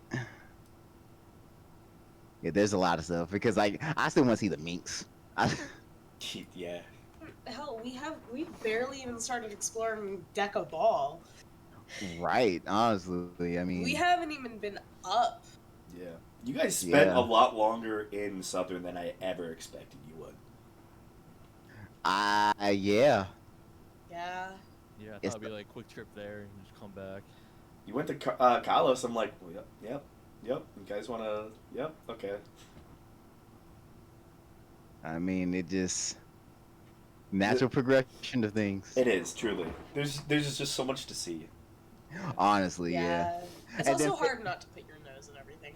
Yeah. Right, especially I since Faraday want to study giants anyway. I mean, don't Yeah. get it doesn't get any better than the city of yeah, a city that has multiple room nights. Like she's not alone Exactly. actually. Coming to this continent was the best and worst thing we've done. honestly. Well, yeah. I'm happy I got to explore the city of Kalos more. I actually Great for me, horrible for everyone else. It was good for me too. I did what I came here to do. Yeah. I think it was mainly horrible for Seer. I mean, you no Yeah. longer can be contacted by Gwendolyn. I mean, we're kind of all threatened by an eldritch deity, so that's not fun. Yeah. Seer's just the one who's got the most direct trauma from everything. Yeah. And it's, no, I can no longer be contacted by Isildur, but like, Through what's dreams. gonna I think he happen can still now? message you though. Which is Huh? I think he can still message you technically. Yeah, he can still message me. He just can't intrude on my dreams or spy on me. Yeah. Or Gamesh. He can't spy on Gamesh now. Yeah. I'm waiting for him to hop in my dreams though. I ain't gonna lie to you. I'm waiting for this to happen. He's only try to do is like, I can't get her. I'll I get am the other the guy. easiest target, so I've shored myself up. Spam messages. You there? Are you there? I know you're there. I'll see you Yeah. soon. Hey, what are you doing now? I see you. I know you're lying. I just wanted you to respond to me. Ha! I'm in your head. Oh god. Oh man. God. This It's like he doesn't have anything better to do than spam Nothing. messages here. he's just really waiting for us to come try to fight him. When you guys coming? I'm waiting. You still coming? I made brownies. I made brownies. They're not poisoned, I promise. They're not poisoned. Just enjoy them. Yeah. Why do you have to question everything? Oh man. This is Man, this is gonna be fun next session. I can't wait. Yeah. I will say, I'll kind of spoil it. The very next fight, right after you all, technically, in the other campaign, it was the Doragon versus Nightmare. Ooh. Oh, have they already done theirs? Yeah, they did their first fight Saturday. Okay. So technically, this is all in the past. I wonder how they're gonna feel when they realize we fucked shit up. To be fair, we didn't fuck it up that bad. Nah, I mean, No. yeah, Just in comparison to Things were before. yeah. I mean, yeah, It's bad and not bad. Like the situation technically really hasn't changed. no. I think you guys just have more information because, yeah, Yeah, they're they're just biding their time. They're just being very chill. I want to know. I'm so interested in what they're really going to do though, because it's like, man, it's just the fact that they're not telling anyone that they were attacked. That's the part like that just trips me out. I'm just like, yo, what is the game plan for this? That brings a lot of eyes, man. I know, man, but it's like you still are a noble family. You could have people taken care of. It's just like that's just like a resource to me. Is just like Yeah, but think about it like in a political climate where everyone is watching what everyone else is doing, that they're probably not going to want to flex their muscle to bring attention to themselves in whatever they're doing. fair. Fair. I mean, it's pretty obvious. I feel that you guys know that like they got one of the stone jaws imprisoned falsely, so they had their scapegoat for the murders they did. Huh. And they have no more real scapegoats, so they're just lying low. I still can't wait to see what they're going to do. I really am so intrigued by this. I'm glad. Watch, we're not gonna do anything at the festival, and then we're not gonna know what to do.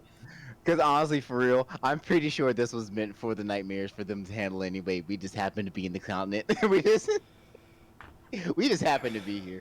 We're intruding on their campaign. Not too much. Oh man. We're just here to sit back and watch with like a bag of popcorn in hands. Oh jeez. It'll be. I will tell you, I'm very excited as well. I cannot say anything, but I'm excited. But I feel a little And more I scared just- now. I know that the other dude in yellow that Haster was talking about was one of them. But who is it though? He was the old man. What old man? Remember? Was he at the party? No. Remember the old man that went to the library before us? Oh. And he was like, "You don't want to be part of his cult."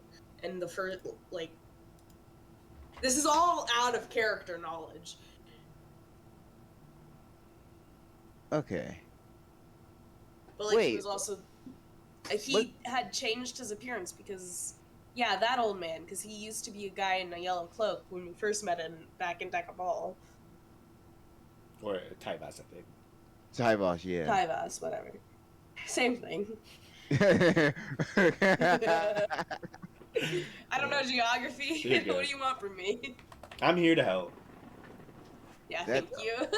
Oh right. When we did meet them in Tyvos, he was cloaked in yellow. Yeah. I And then- forgot about that, dog. So if Sarah had accepted the deal, she would have been hoping he would have failed, but she wouldn't know who he was. But I do. Oh shit. You're good. I didn't even think about that. I'm happy you got that. Oh, You're that's why- good, dog. You're good. I did not even. I'm surprised you didn't get that because, like, I'm Okay. assuming you have the notes on the event in I don't- Tyvos. Yeah. I just sometimes like I don't always write down all the character descriptions though. Okay. Gonna be honest, I just happened to remember that. Nice. Yeah, like I sometimes just when remember the guy in yellow and the same being the old guy and him being really suspicious from the last time we met him in Kalos.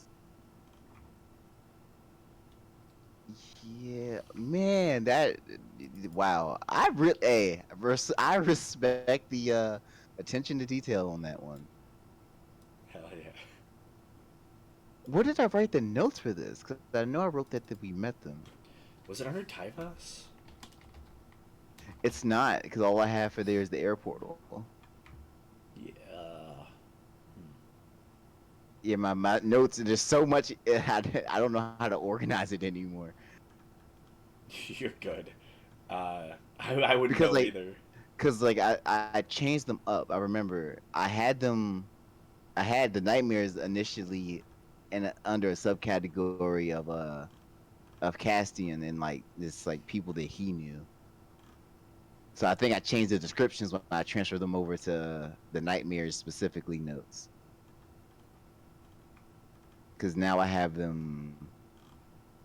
Where did I write them at? I wrote them down new in my notes. I remember that. I just did that. Yes, the nightmares, right? Yeah, nightmares. Johannes. Yeah, you have nothing for Johannes. Yeah. Damn.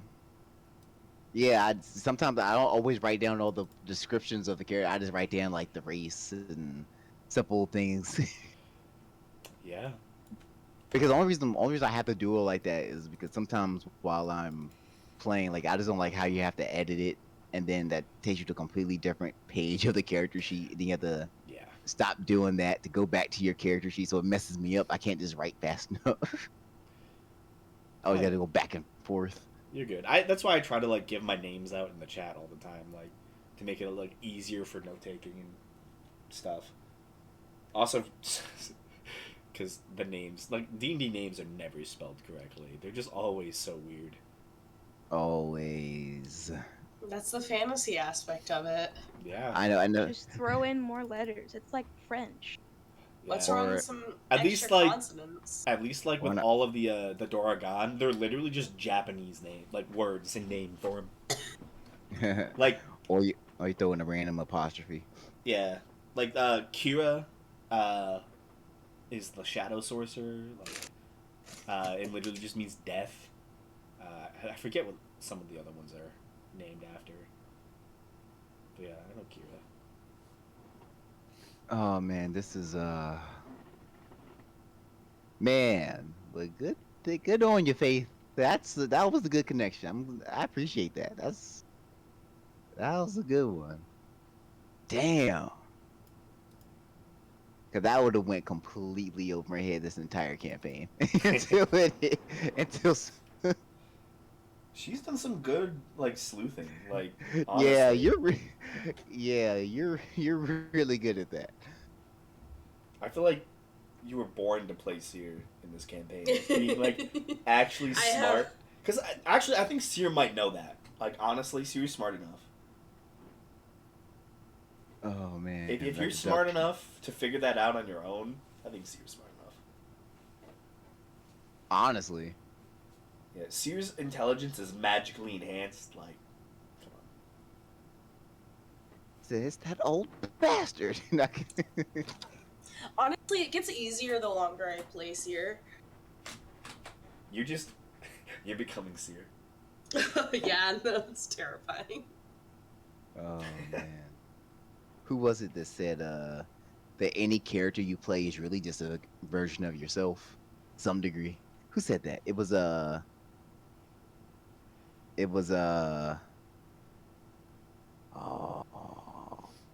who was it? Oh, who's the DM for Dimension 20? I can't think of his name.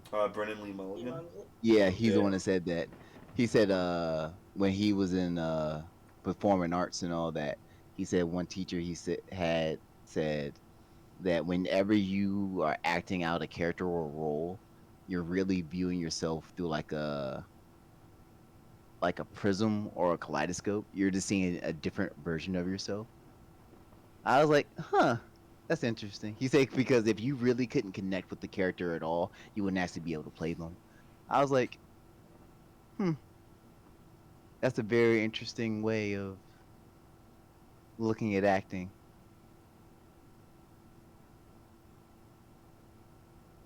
So yeah, seer is faith. Faith is seer. Yeah.